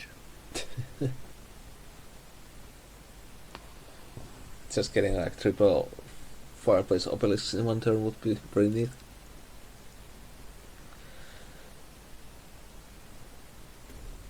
But yeah, these 7 and 11 health buddies that you can't hit with your face even is a very tall order for the Trivium player to get over. A very, very big silver tongue corsair with frenzy. Yeah. Allowed to play gauntlet decks in these tournaments. That would be something. Silver tongue Corsairs. Always swap decks and play Abyssian and play Sphere of Darkness. Now what is it called? 6-mana card that destroys every minion around it. Necrotic something. Sphere. That's the name. We just make it boring whatever I play.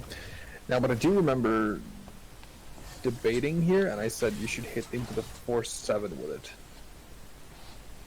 Dude. And I think I disagreed. Yeah, because we had Starseer in our hand, and I was saying 7, and maybe we can get a better Starseer turn next turn. Yeah. Which is actually the reason why I think we value traded, or we decided to make the trade into the 4/7. Or if we just blind looked. I can't actually remember. Oh yeah, we actually trade off the elements for here. Which I think is a huge mistake myself, but I don't know. Depends a little bit on what the obelisk we get. Blood of air, so it doesn't matter because in the obelisk. Yeah, but nowadays can't Blood of Air it and then they can hit face. Well, they could have done it anyway, but still. Could have had Aegis Barrier in hand. Aegis Barrier, the obelisk. Does anybody have even played Aegis Barrier so far? I haven't seen one. Aegis Barrier. I haven't seen either. You're playing Indominus Aegis Barrier. Yeah. Ultimate Mantra combo.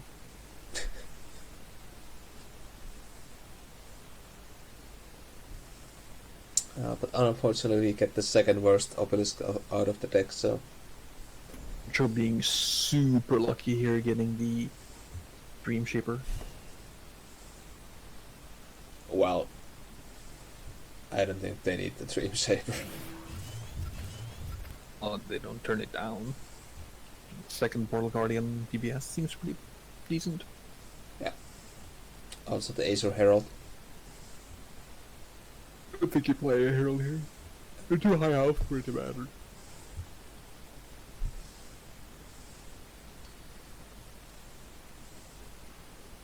The biggest weakness of this obelisk list is that if you don't get the early game going on, you have really hard time coming back. Imagine how differently this would have looked if we could have gotten the better spawn turn 2. That would have let us do turn 2 Blood of Air. Yeah. If that had happened, then our fireplace would have survived. Probably. We wouldn't have had the double second wish to our friends minion that, you know, we still wouldn't have that 4/3 standing on the board. We could have had played other cards instead of playing Stars Fury. Do still get a pretty sweet. Let's just trade away the 4/3. Tongue Corsair.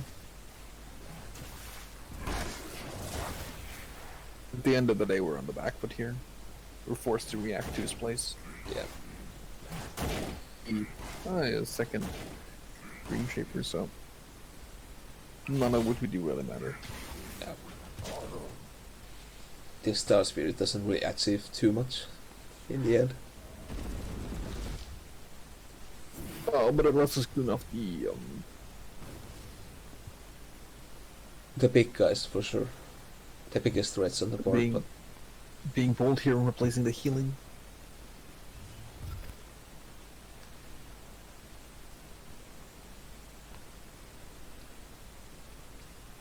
the problem with the just cleaning up the board is that there's still like 8 points of damage on the board, which means that we can't really play any obelisks anymore. That's why Whispers of the Sand was such a crucial part of obelisk decks in the past, because you could kind of offset some of the tempo loss of things that did nothing the turn they come down. Yeah. You can't really play it anymore because it's just you can't give up the card for it. Yeah, the deck is too full to have those occasional good cards. You look at this aggro Xerix list and you say, yeah, it's doing well, but it pales in comparison to the aggro Xerix decks of old. Yeah. Imagine Obelisk, Whispers of the Sand, and Cumulonimbus shenanigans. Yeah. This feels more like a kind of like a mid-range oriented list to me than aggro. Good decks are mid-range today. Yeah. The pure aggro list in like Asifo or Ragnar and StephDawnheart just doesn't feel very good. Yeah. I don't know. I guess I. People said, "Oh yeah, you go." I guess I said it's the aggro list just because nobody really plays mid-range Xerix specifically, and there's like no late game here what I've seen. So I remember Mura said that imagine if we had a kinematic projection here, we could have Rosh's curse into kinematic and just blasted the line. Like the Vitruvian Sunstrike. oh my crap, no wolf is so good, or kinematic. Yeah.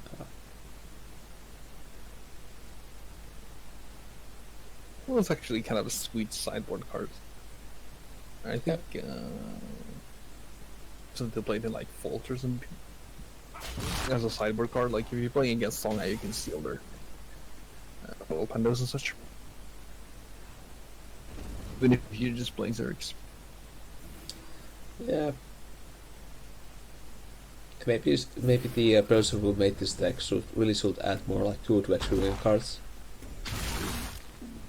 Maybe that may happen in our next matchup, but I think that this is just over here. Yeah. That 5/7 is getting better air. Fast one being pulled on Team Canada did not work. We're simply not fast enough. It's like there's some counting of damage happening, but should be enough to kill.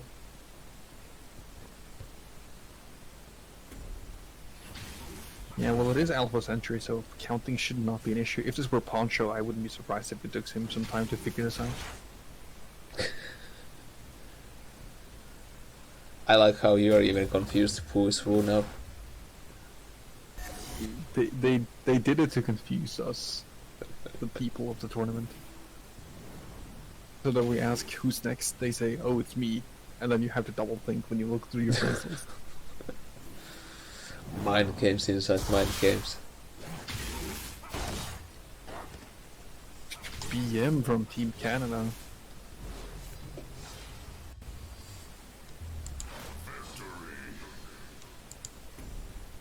The voice is taunting us, shouting victory in our face when we lose. Yeah, that game was a thing that happened. Jane, this is a friendless match, or else I would have reported Team Canada for BMing here. They bring down the tally to 4-2.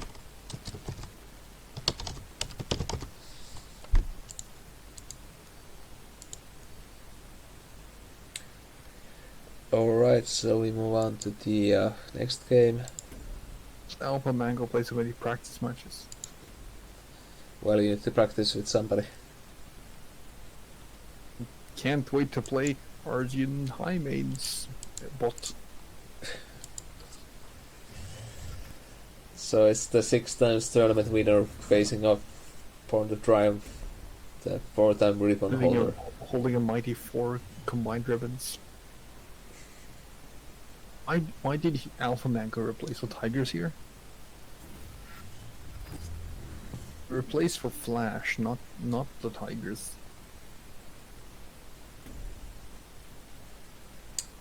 Good questions.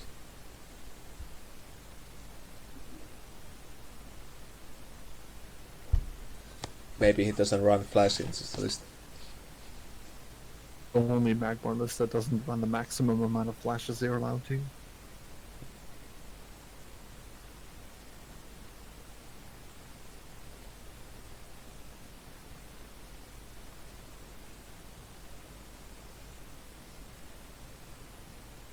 I think this deck is just a Wander deck, except we removed Wanderer from it. I mean, that's one way to build a deck. If you can win with that, I think you can win without the buff. It's essentially the same deck, right? Yeah. It's a heal, Mr. Mana, I think. At least that's what I think. From what I heard. It's a him.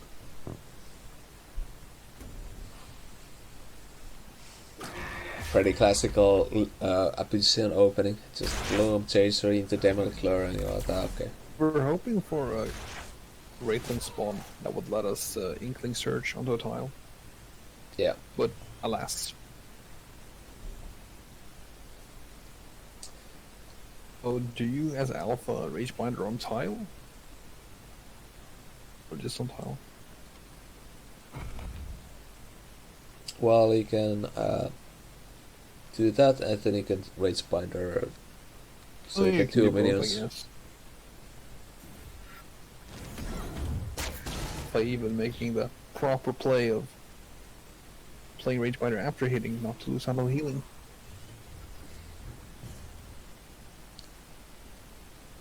Games have been won and lost with just 1 HP, so it makes sense that you try to maximize your health potential.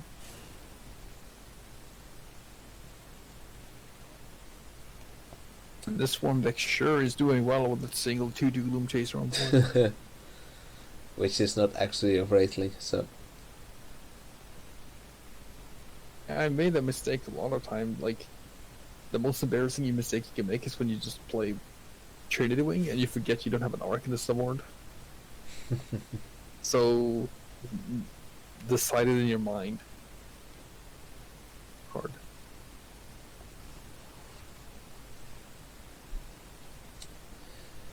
Bloodbath Mentor.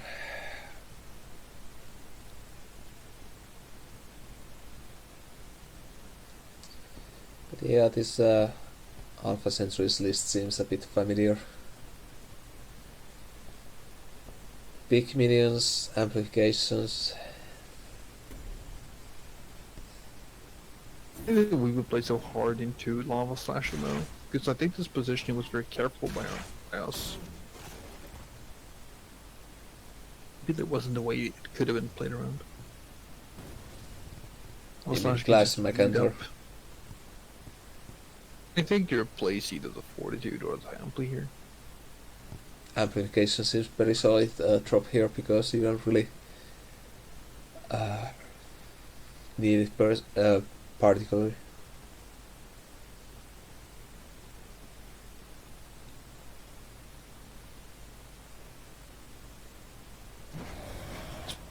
Curious, I'm not sure if I agree with that.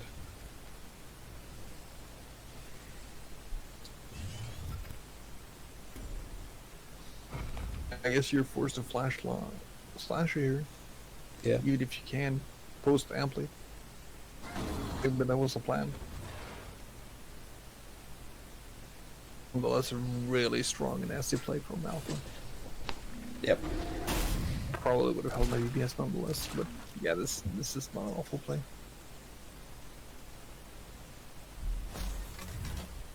He probably realizes that we have, in reality, only one way of dealing with it, and that's another lure.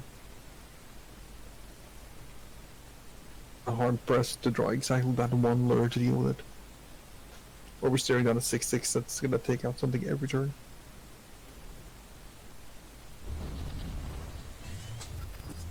one move forward, Great Spiner. Yeah, we'll also see that Alpha is very skilled as he draws many flashes. And Tectonic Spikes. Just in case he needs more. And he also has 7 mana turn lethal with the Macantor.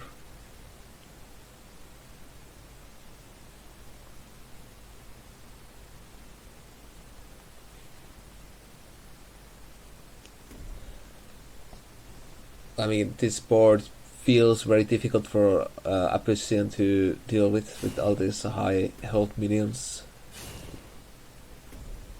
Already one lure spent. We'll see. I think we blood tiered the egg here nonetheless.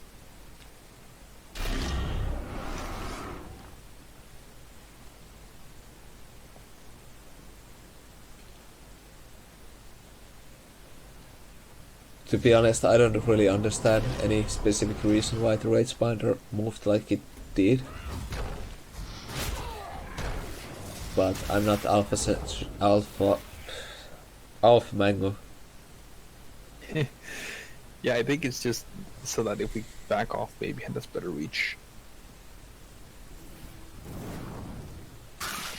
Yeah, because it can basically from here hit all the way here. Yeah. Here, I think we made a slight display in our team when we placed the Lava Slasher in the bottom left corner, because I think the bottom right corner would have been the correct choice. Alpha would probably want to back off. It would mean that it would back away from Lava Slasher, putting it out of the game for longer. Because this essentially let him clean up a Wraithling, so we...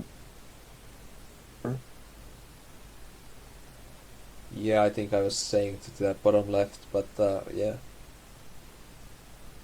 I think this is not as good as on the bottom right.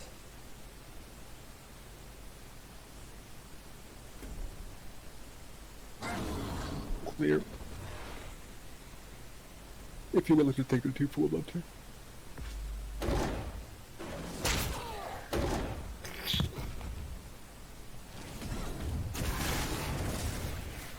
Players comfortably at 23, the Elysian at 16. BorntoTriumph, only 3 cards in hand. Play StephDawnheart. No board. It's a bigger concern when you're playing Swarm.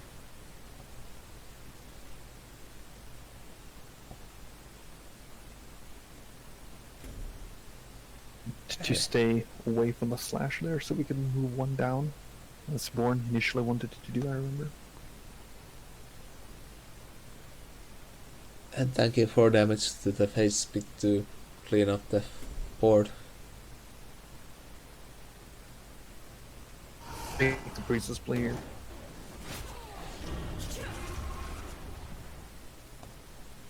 Another Inkling Surge.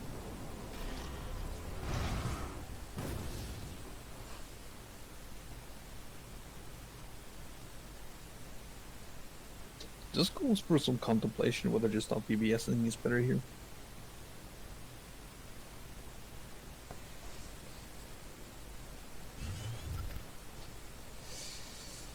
Okay.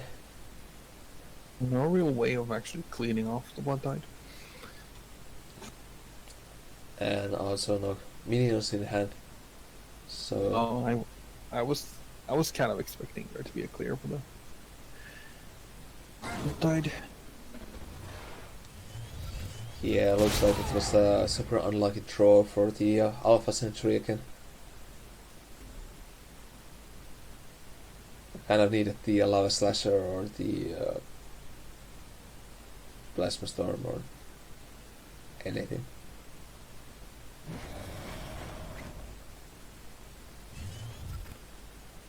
Oh, Wraithling Swarm.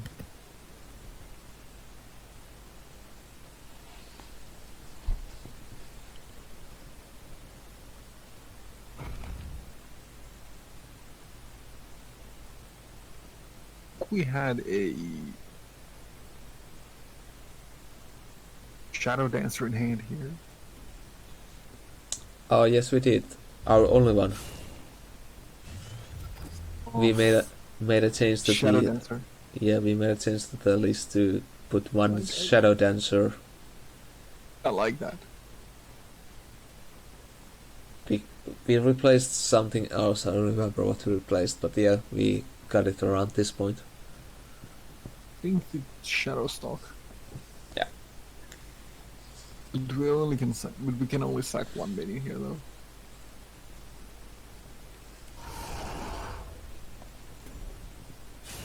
I remember we drew into Demonic Lure at the end of this turn, and I was thinking that if we could have lured in the Lob Slasher, we could have farmed off some nice heals from it.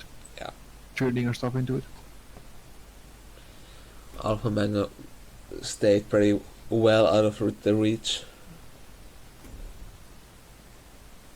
And no, he's not gonna make such an easy mistake. Yeah. Worst form.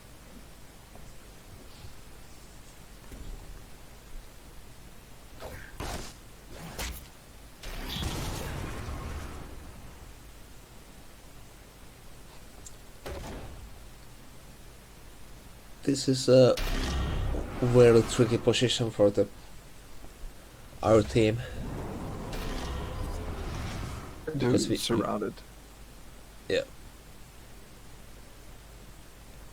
We need to get those procs off, but Alphamango actually doesn't really need to do much here. He can just sit back and relax and cry the damage with the Decimus. He can, but he needs the burst, because that's Shadow Dancer's good heals a lot over time. But you only get the heals if things die. It's true he can back off. But he needs a Decimus or a Tectonic Spikes to finish the schema. Yeah.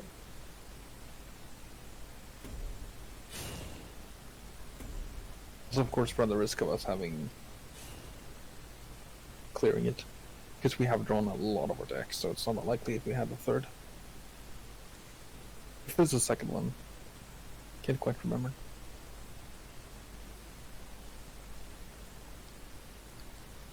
So here comes the Decimus into Spelljammer, I guess. No, I think you hold it here. You can't really push any damage with Decimus, so there's no real reason. Yeah. Swarm out a bit.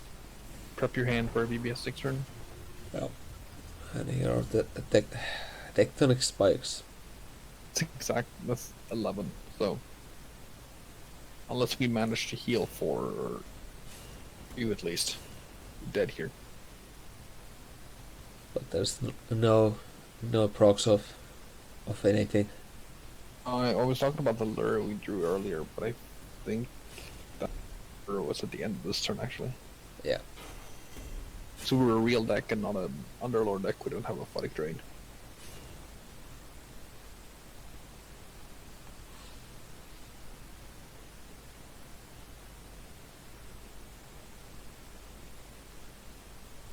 Just one turn too late. Oh, Poncho, we didn't really run Ritual Banishing. I don't think like any Abyssinian deck runs Ritual Banishing, do they? Wonder probably runs one of them. And Yeah. Owls, I guess.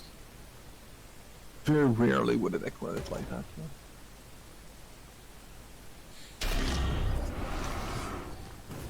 This is unfortunately very over. Yeah. It's just the final acts and movements. Bit of a PM. Also should have BBS there with, and then Candy found it. Why Tectonic Spikes? Person that. I did that to Suku once on stream. I pretended I found lethal even though I had it in hand from the beginning.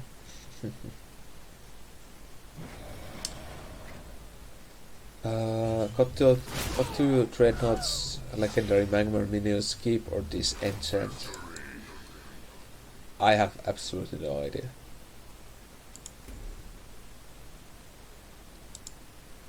I'm just gonna go check what is the Dreadnought. It's the 6 mana 4/7, right? 4/7 egg minions use amount gain +2/+2. I think that's a disenchant, yeah. Yeah. You need all the spirit you can get to Wheel of Tigresses.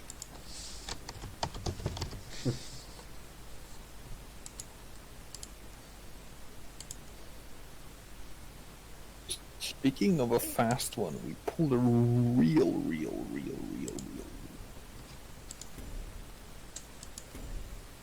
Yeah. I thought this was really cool myself.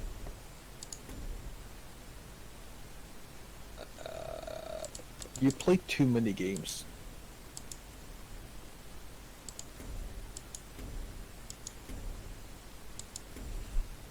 Almost as much as I do. Yeah, this seems like the game.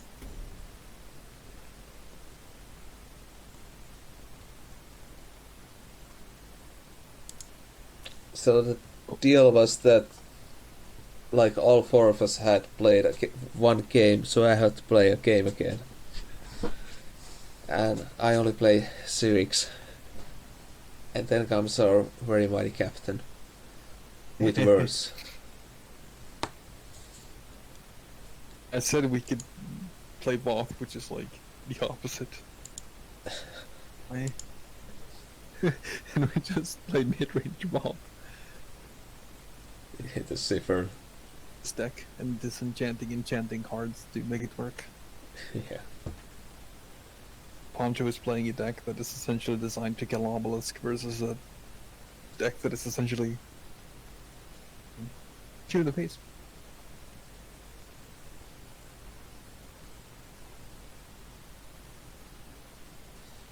Yeah, I didn't have like a... I think I just enchanted like 3000 spirits or something for that Watt deck. I just like how right for Referral looks, so you can see like the basic MK1 skin. Yeah.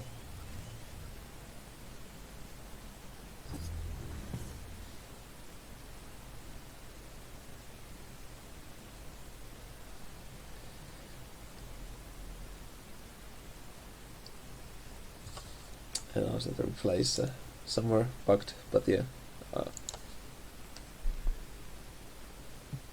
Yeah, it seems that the game isn't progressing.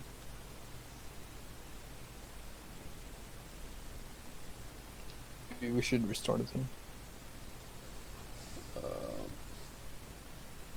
Yeah, it doesn't seem to work. Bastroman, why Cleric is bad. Essentially Cleric plays a large part in heals around being the aggro / burn deck in the game.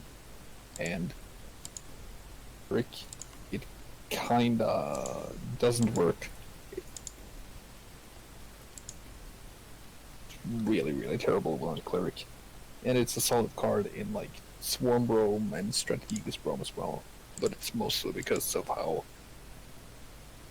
Surrend can be at times.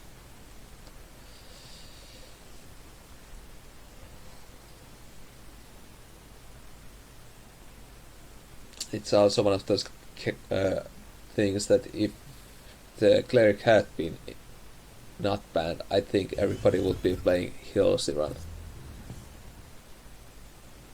That's also true. Heals around would have been very prominent.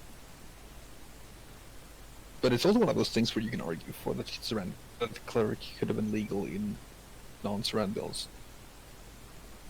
Replay banned or to the degree it's unusable. Try it again, but from our perspective, then from your perspective,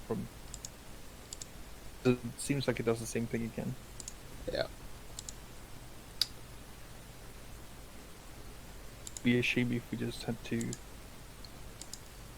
that game, I guess, if the replay didn't work.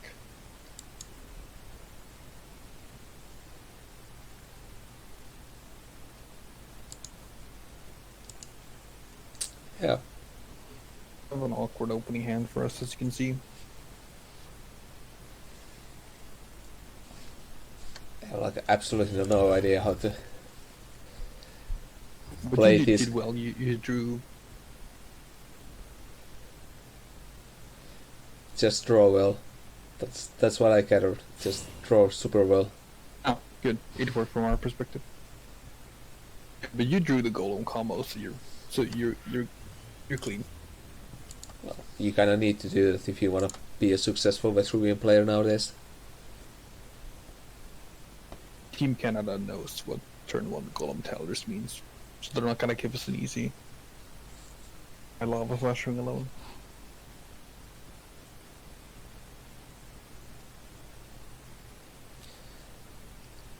I mean, we had like a longer break here, but when we came back, I was like, I don't know. I was expecting Magmar, to be honest, from Team Canada, but Sifrin was super surprising. I don't think any of the players are really known Magmar players. I don't think Poncho enjoys playing Magmar, and I haven't seen Alpha play. Yeah. Maybe there's just not a huge Magmar fans. And Songhai is pretty awkward faction to play against, obelisks.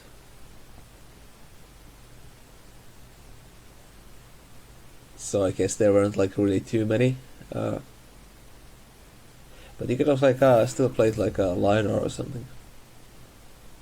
There's a few decks you could run here, but like I can kind of see where you would play Sephiroth. As Obelisk, you would have quality constraints, and you would have normal. Apple is kind of a big deal against Obelisks. Through Astroman, could I get Twitch drops? Probably not. And the reason is that I have absolutely no idea why. I have absolutely no idea when the next stream is, so. It might be after final. Who knows? Mm.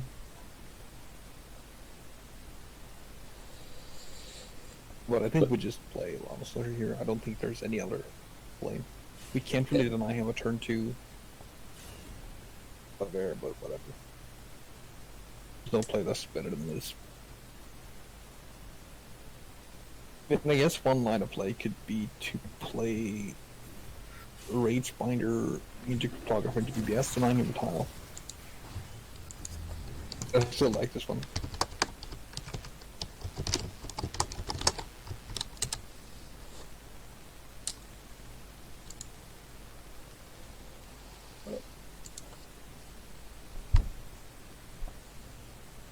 Yeah, you return to the point of Sifron versus Obelisks. I think that's probably not true. That it sounds pretty good on paper. You have the equality constraints and you have the crap nose and other things, but the problem is that the opponent has too many obelisks to actually for you to actually win on the board. So you only scrape some of the obelisks, but then the rest of them just kill you. It's not unlikely. But and also Team Canada falls into the trap that in anticipation of what we might be playing. And then we play something that isn't that, and then their deck isn't really super equipped to deal with this. That's a very good point, Ponchomango. You wanna play Sifrin, you play Sifrin. Here comes the 1000 IQ play.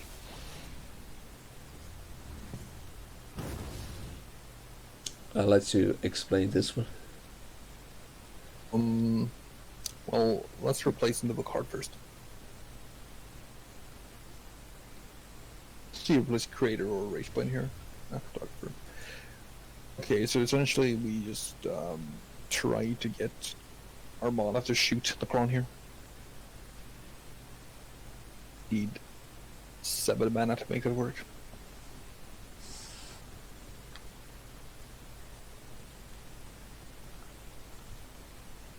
The way we have to do it is we need to clean off the 2/2 tokens. Your mana into position. It's not super hard to see it when you sit here, but when you're in game, it's a bit different.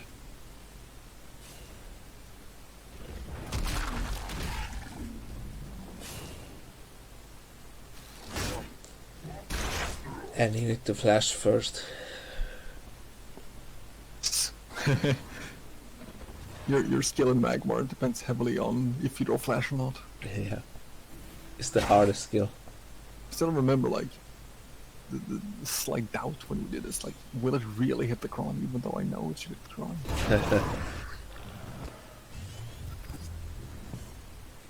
It did hit the Kron as intended. Poncho isn't super bad either. He still has a full hand, 5 mana. Even if he is behind on board. The problem is that the Armada has like 5 attacks, so a lot of the different cards don't activate. Even with And the... really, yeah.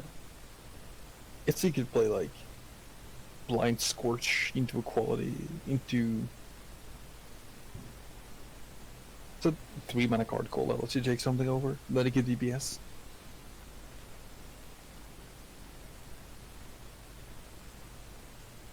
They beyond like a Blood Affair, it's a pretty hard board to deal with. But I think he had Blood Affair here. Well, yeah, he has 3 of them in the deck at least.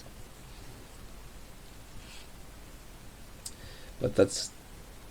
even if he like Blood Affairs, that's just like a do nothing turn. Against 3 attack Wath. And still like Golem lurking in the background.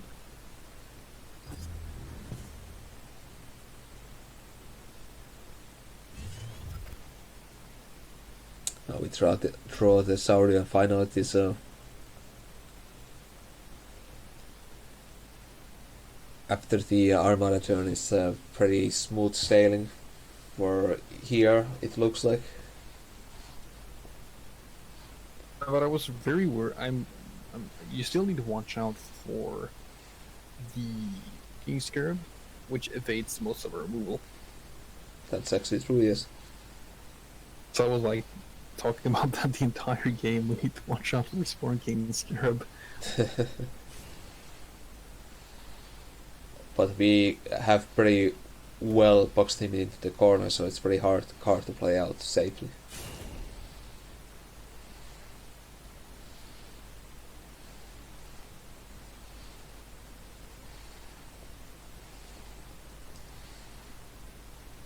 I don't Well, know if I agree with how we, like,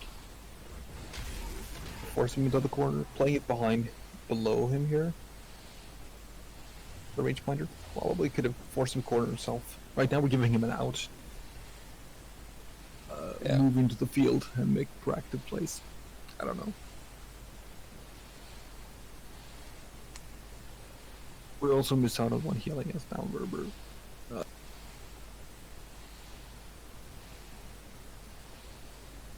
Clearly 2 minions on a 5 mana turn is... I think it's as a Vitruvian player, it feels like do nothing. But you were probably losing a lot harder if you didn't do it. Yeah. We or do we not have Cryptographer in our hand at that point? We can't gamble for that either.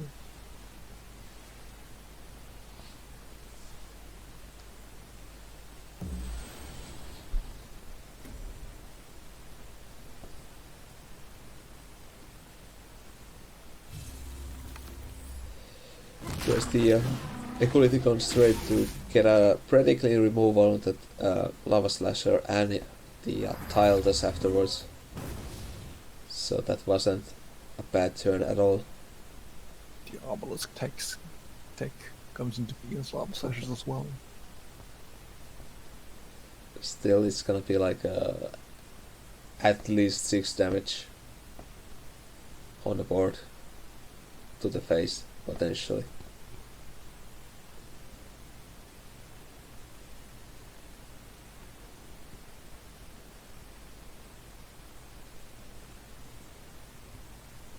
get your place cryptographer here. I doubt that you're gonna have time to play it.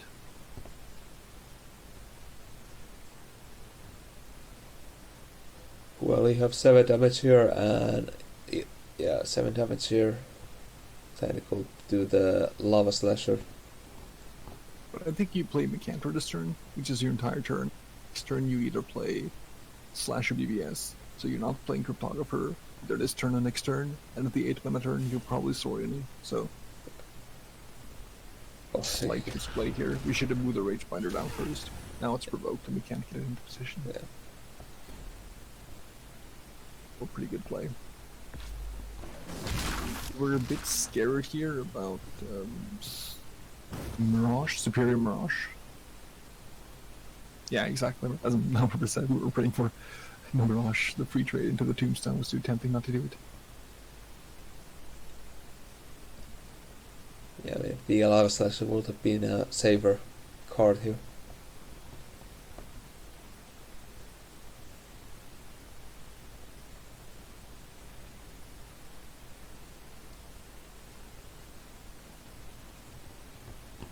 I don't see much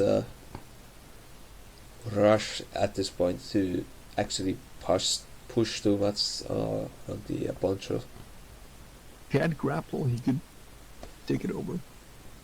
That's also true.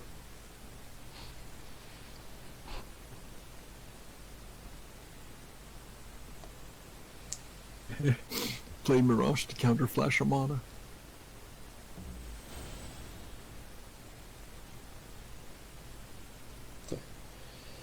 Throwing away the Mirage is kind of feels bad in the Sifrin, especially because Sifrin doesn't actually have too many cards that you need to include. So it's a lot more flexible than Zerix typically.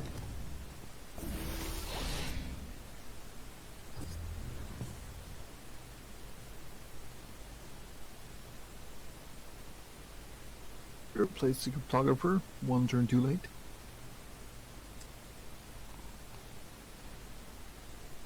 Not sure why we are keeping it here.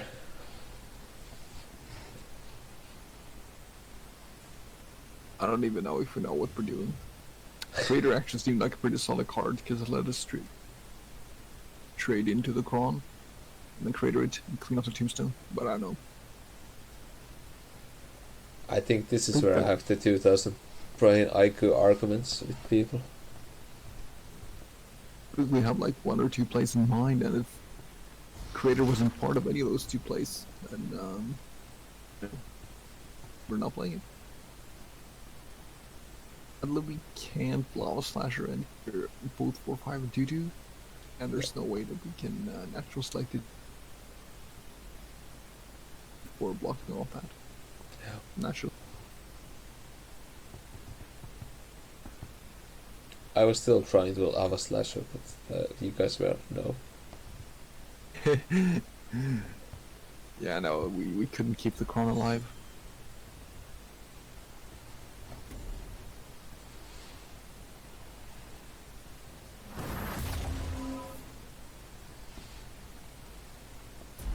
Super concerning. We still keep the board clear. We're still ahead with a 3/4 and a 2/2. Absorium for next turn, so it's not super bad this.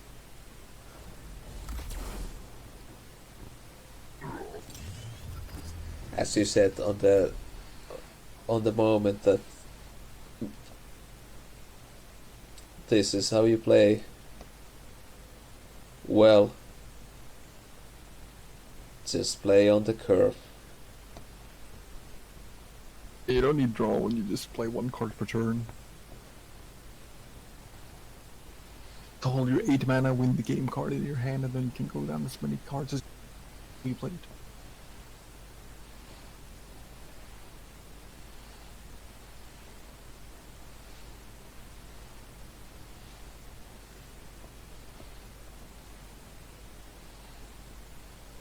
So taking his sweet time. Of course he's a new player, so he's allowed to take all the time he needs. Well, it's kind of hard board to deal with. Well, all of the boards have been hard, but His deck isn't really designed to deal with this. Like, if that was a Swarm King Scarab, I would be very afraid.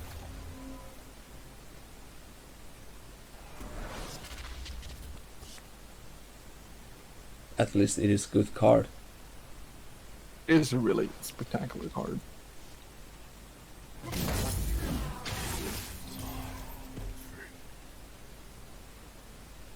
It's just pumping up all the buffs on that one card.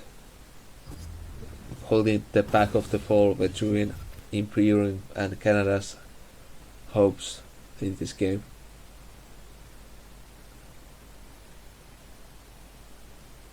That 6/7 is pretty big and impactful, but I don't think it's gonna be big.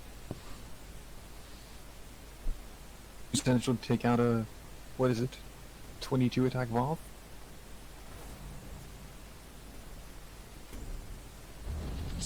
Hey yo.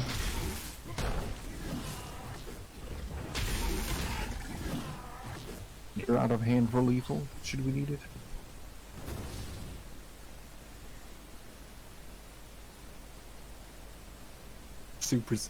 Yeah, Vault is really upset. Doesn't get to play around with the MK2 skin.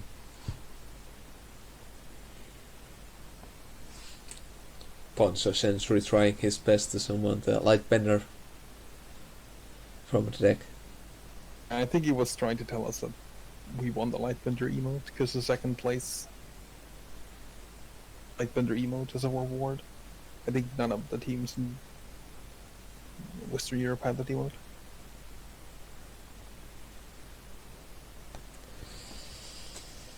Voted Lightbender emote and Zenrui. These are the kinds of... Yeah. Would even Lightbender do anything here? Well, it's what dispel Watt's attack bonus and the stunned status, I But think. you're still at 1 health, we just crater you. Well, I don't know. Acer Herald? Yeah, I did not know that Lightbender had horns. I completely look at him with different eyes upon this. I guess all Arcanists are kind of like animalistic in some sense. Owl beasts and sparrowhawks and such combination of animal and man.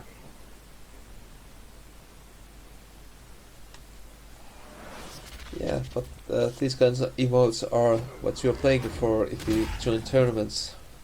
And if you want to join tournaments, you should go to Meltdown League and play great tournaments.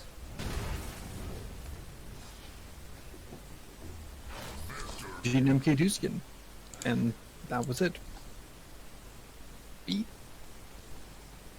finalists played between Southeast Asia and Western EU. Played between US East and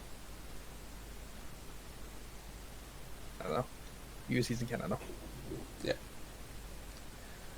Lightbender emote has been in the game for a very long while. I think it's just from when the custom emotes came to the game for like really long ago, but it has always been exclusive emote to...